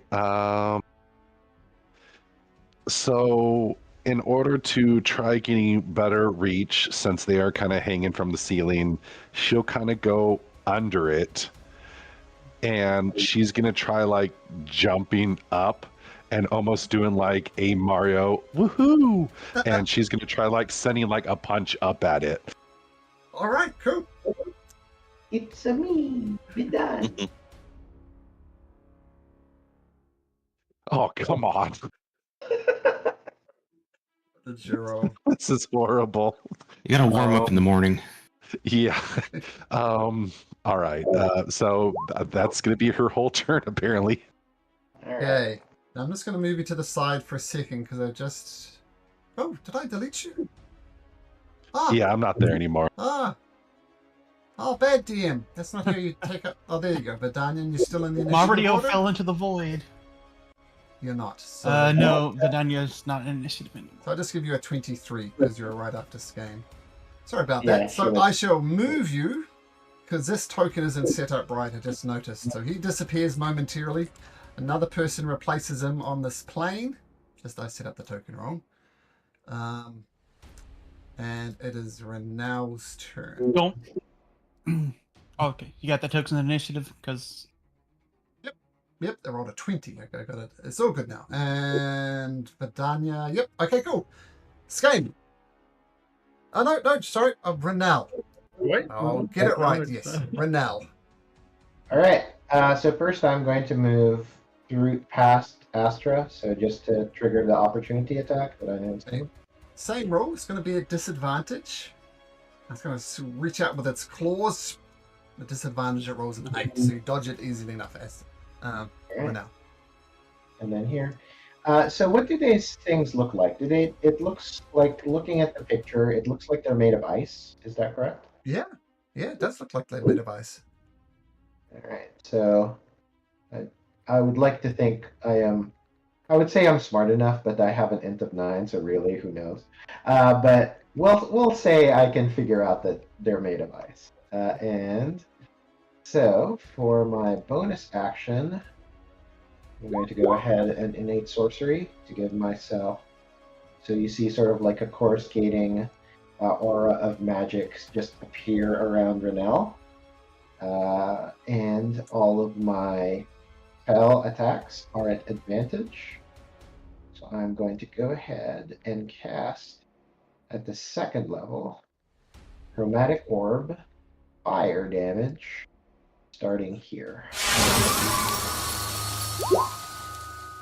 that's an 18. 18 hits, so 8 fire damage. Yep, and because I rolled... Incorrect. 16 fire damage. Okay, sweet. So 16 damage to him. And then because I rolled doubles... actually, where's the extra... That should be 4d8. So it's actually missing an additional d8. Feel free just to roll a d8. Yep, just roll the 8. That's total 16, so 32 damage. It explodes into 1,000 shards. Astra, you cover your eyes, but these things definitely explode when they die, but you're far enough away that it doesn't affect you. So right now, you just decimated that thing. Yeah, so before anything else, I actually forgot that since I did do Tides of Chaos, I get to roll on the D100 table again. Plus side, if you get Fireball, it will destroy the mephits. Yeah. And you still get a 2nd chromatic orb because you got doubles. Yeah, so I did get doubles, so it's going to, so it is going to target another one. First, we'll do the shenanigans. It's 85. Up to 3 creatures of your choice that you can see within 30 feet of you take 1d10 necrotic damage. You gain HP equal to the sum of the necrotic damage dealt. So of course I'm going to target the 2 mephits. Where's the other one is under Vidania, right? So mephit, that's by itself, takes 6 damage. And then mephit under Vidania takes 8 damage. Feel free to target Astra because he can do false life without a spell slot, so he already has 12 temp HP. Let's see, what is it? 85. No, I regain HP equal to the sum of the necrotic damage dealt. So. Oh, I thought you had to do 3 creatures. No, up to 3 creatures. So. Ooh. Also, technically, this happened before my actual chromatic orb, so I would have targeted the guy that just exploded. Because I just forgot to. Yeah, because I just forgot to roll them while magic surged right before the chromatic orb. You got another chromatic orb thing happening? I do, because I rolled doubles. Then I get to bounce the chromatic orb this time to this guy. Another attack roll? Yep, another attack roll at advantage still. And let's do that. That's a 23. For 32 damage, I assume, since you said it was vulnerable. Dissipates into 1,000 different shards. All right. Once again, Astra, Skame, and Vidania have to shield your eyes from these like little ice knives, but far enough away that you dodge it easily enough. Oh, Yep. wait, that only did 3d8. You need an extra one. It might bounce again. I did. I rolled it too. Oh, So it was- okay. I didn't see that too. Sorry. Yeah, 6, 3, 5, and 2. I could use empowered, but it's fine. You guys can kill up the last one. All right, that's my turn. So exploding methods all over the place, leaving just one remaining here. It's gonna go over here just to make it. Yeah, it's gonna fly down, land next to Yol, let out a little scream. Get out! Get out! Get out! And goes to claw you across the face, rolling a natural. It can do 20. so. I was going to impose disadvantage with luck. Okay, well, it's a dirty 20 then, as opposed to a natural 20. That's better. That's definitely not. So you take 5 slashing and 4 cold damage, so 9 points of damage altogether. Okay. And then, Renel, I imagine you're feeling pretty cool, right? The door behind you opens, and which one? A Mephit appears right next to you. And in fact, Hi. as the door opens, you see 3 of them all together. And and yes, the one next to you.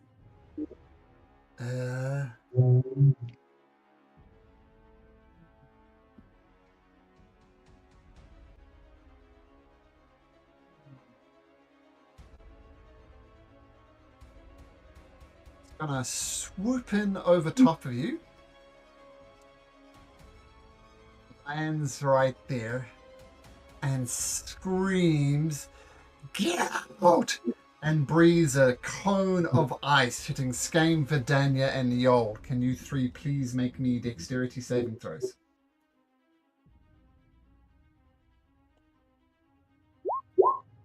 That's a fail. That's a success. I'm going to use my inspiration on that one. Sure. That was almost a 1. So you're good. So who do we need? Just Vidania. Got a dex save throw me there, Vidania? Yes. 1 second. Yep, my rolls are doing great today. Okay, so you take for those who 2d8. So those who succeeded takes 4 ice damage, but Vidania, you take 9 ice damage as it just breathes this cone of ice in there. And yeah, as I said the words "get out," the breath came, and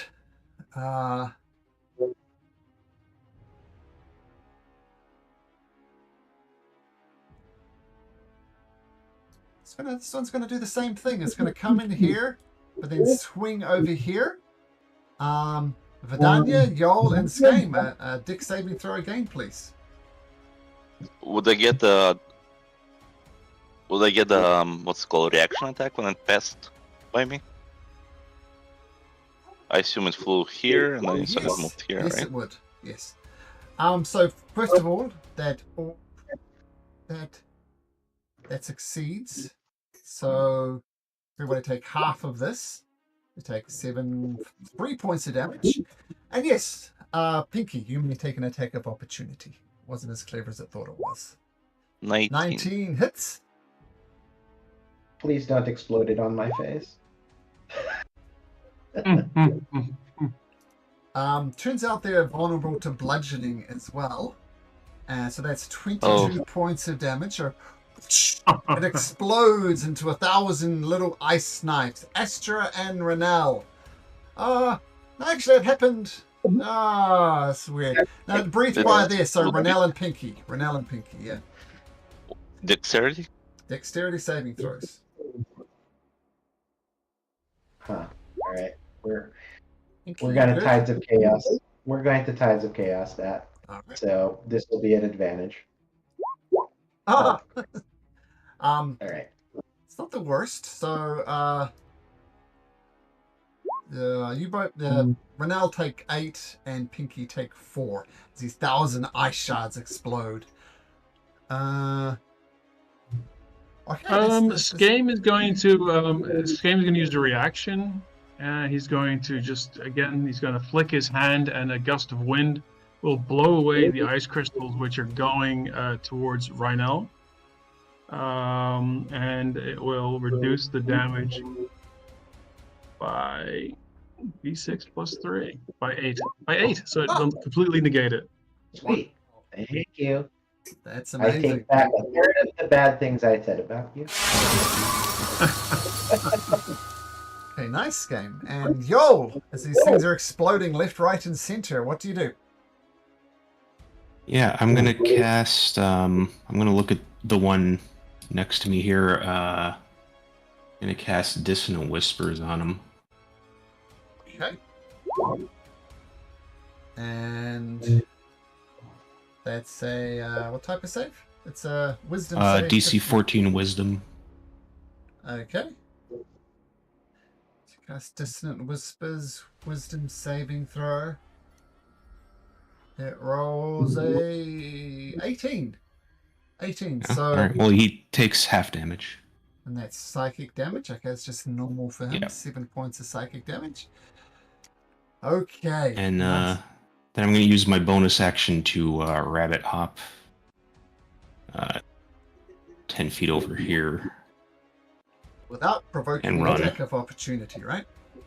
Yep. Okay, bouncing out of there. Nice. Astra.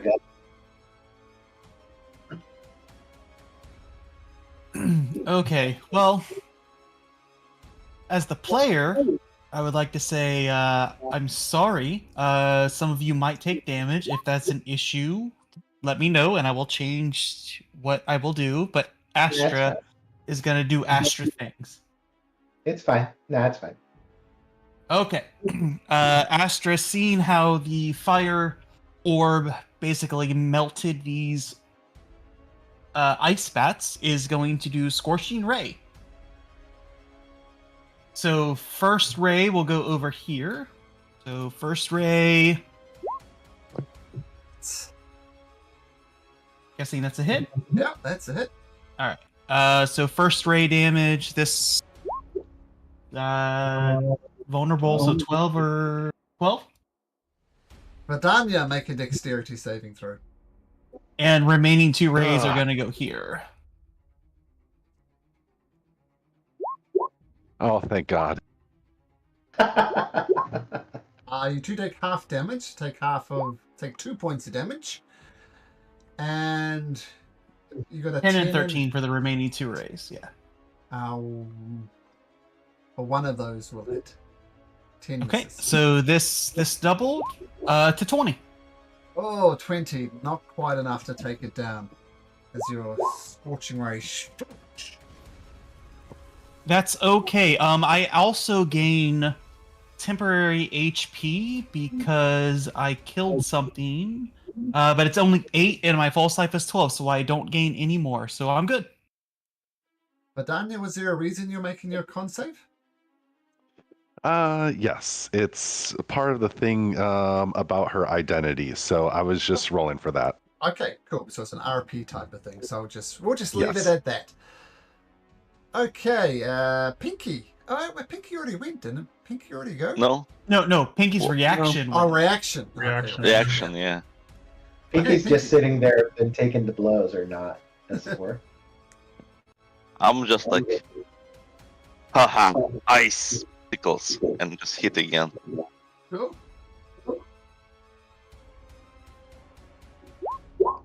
12 this time. Misses. Alright, that would be all. Okay, big wild swipe and it misses. And one more ice method.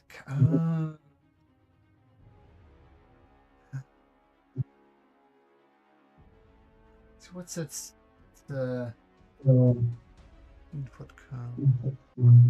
It doesn't like Renell opening the door, spinning him up. He says, "Yeah." Excuse you, I didn't open the door. Your buddies opened the door. And with that, you throw him off because he rolls a 9, so that's a miss. And Yeah, Skame, 2 remaining. What do you do? Let's see. What are we going to do here? Strike movement. Okay. All right. Rhino, do you have any problems if I were to relocate you? Let's say far away Not, from the methods. not at all. Sir. Okay. Well, I will cast. He will flicker his fingers again, and a gust of wind will form around Rhino, and he will be transported in a straight line to, let's say, here. Feel free to And that, bamf over there. and that will be my action, and then as my movement, I will move.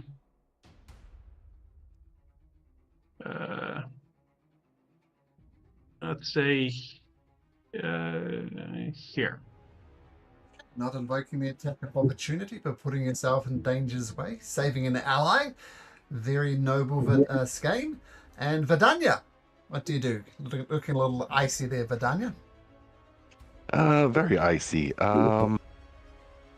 So after that last blast, you, if anyone was looking her direction, they would see like her mask get kind of blown off and her hood kind of like get blown back just to expose like her facial features and stuff like that. But she'd be very grayish looking with like a couple like piercing above her left eye, and she'd be like sporting like short black hair, but she obviously doesn't look like a normal human or anything like that. She will look to that one right there, obviously a little pissed about taking all this damage, and she'll move back, and she's gonna go ahead and do she's actually going to throw her dagger at it. Sure.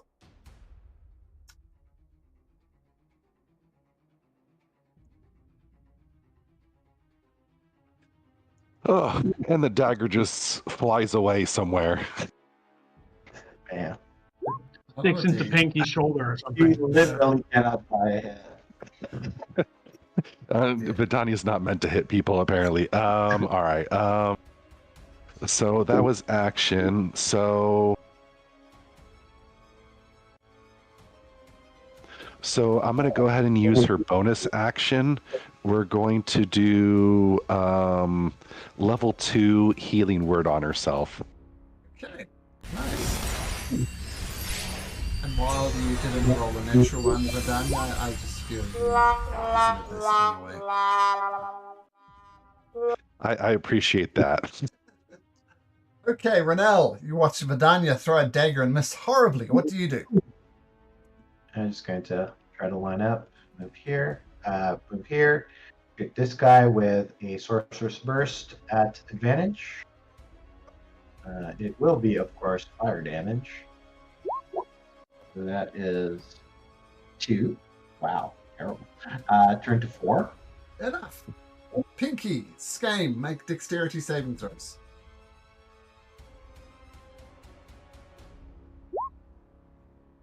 That succeeds. I'm gonna re-roll that with my bardic inspiration. Or heroic. Heroic is the Heroic inspiration. Oh, there he goes. Yeah. You both succeed. Heroically jump out of the way. So take half of this, both of you. So 1 point of damage, not the best explosion. But yes, Renell, take it out another one. Okay, cool. Yo.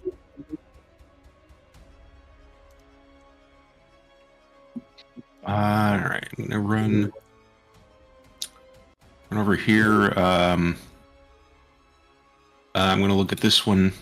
Well, the last one that I could see anyways. I'm gonna say, hey, what's that all over your face? Oh, it's just your face. I'll vicious mockery it. Vicious mockery, very good. So wisdom saving throw. Rolls an 11. which I believe is a fail. All right. Yes, so he'll take 5 of that, and his next attack is at a disadvantage. Just mark that as a disadvantage. Excellent. Viciously mocking this crest. Excellent. Okay, Astra. Yep.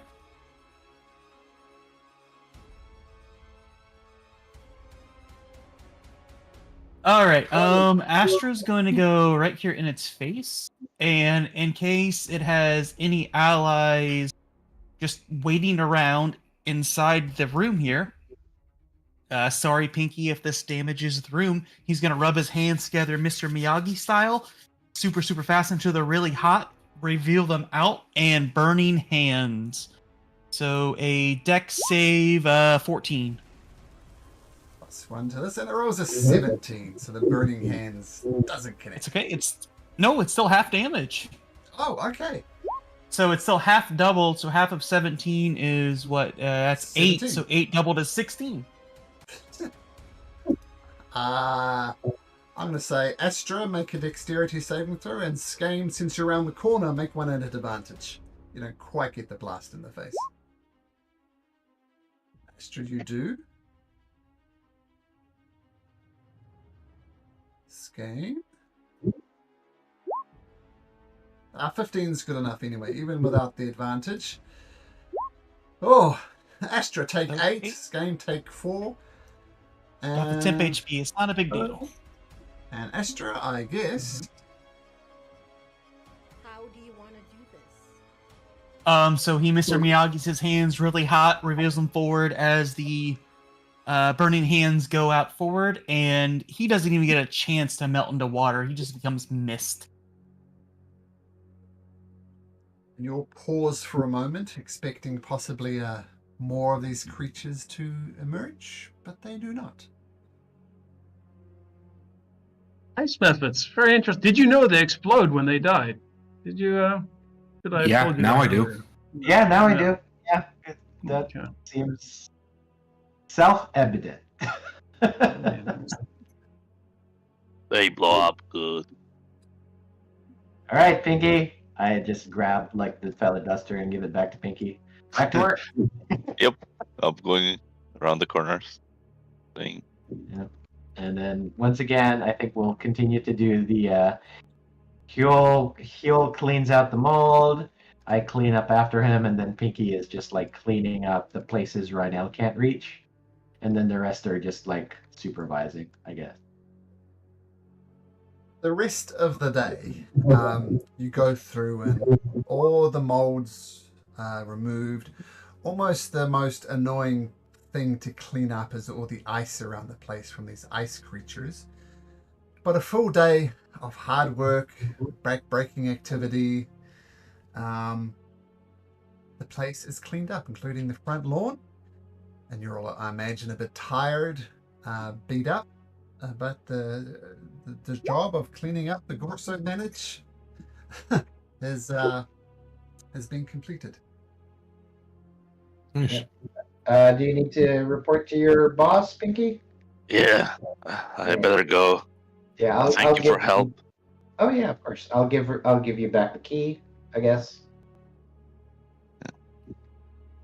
And then, is there anything else we were planning on doing? Because I know tomorrow is the games, right? So. I know one more day. One more day. Okay. Was there anything else that was kind of outstanding? I'm trying to remember. I don't think so. Okay.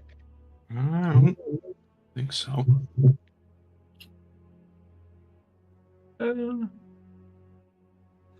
Well, something does happen on your way back. As you head into the darkened streets of Odenbeer, the city's winding down. The sky above is Can absolutely... we have sorry, in that time can we have taken possibly a short rest? Sure, short rest away if you want. Oh yeah. Taking All right. a smoko once things are done.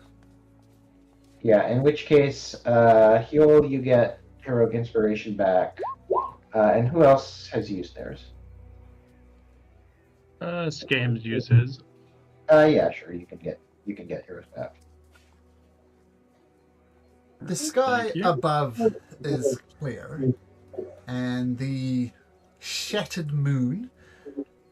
You look up into the sky and you see the moon that was shattered to end the range of the Dark Angels. The moon used to block the sun, but it was shattered by Senath, I think her name was, who ended the rules of the Dark Angels. But as a result, she had to shatter the moon. So the moon's in fragments, and at the moment, it's what's called a witch moon. It's a full moon. They call that the witch moon. And as you're just leaving the High District, heading back to maybe file some reports or check in with family at the Lucky Leap Tavern, there's this young boy, maybe 8, 9 years old, and this lady has got a vice-like grip around this little boy and dragging him somewhere sort of up the short road, up this click, up this way northwards, and the boy is screaming, let me go, and is just wailing and crying and resisting as best he can. But this person is just dragging this little boy, and he's screaming and screaming and screaming. Hey, you Do guys I see that? recognize the woman? Nobody would recognize sorry. the woman, no. How Sorry, far away are they? Oh, they're 20 feet away? I'm going So to I know detect it- thoughts on the woman. Just surface thoughts initially. So I know it's 2 minutes early, Malcolm, but since you said you have to leave in 15 minutes early, maybe we should stop right here with the tech thoughts? This is where I was going to end it, but thanks you for saying that. Yeah, malice. Okay. Detect malice. Not in a... oh my god, this little boy is misbehaving. I need to take him home and, help him out, calm down or whatever. Just pure and utter malice. And with that malicious thought, we shall end tonight. And we'll see you guys next week. Yeah. Alrighty. All right. Thank next you. week. And Sounds welcome, good. new guy. Thank you. Yeah, welcome Good on stuff. board. Thank you. Yeah. Yeah, nice to have you on. Yeah. Thank you.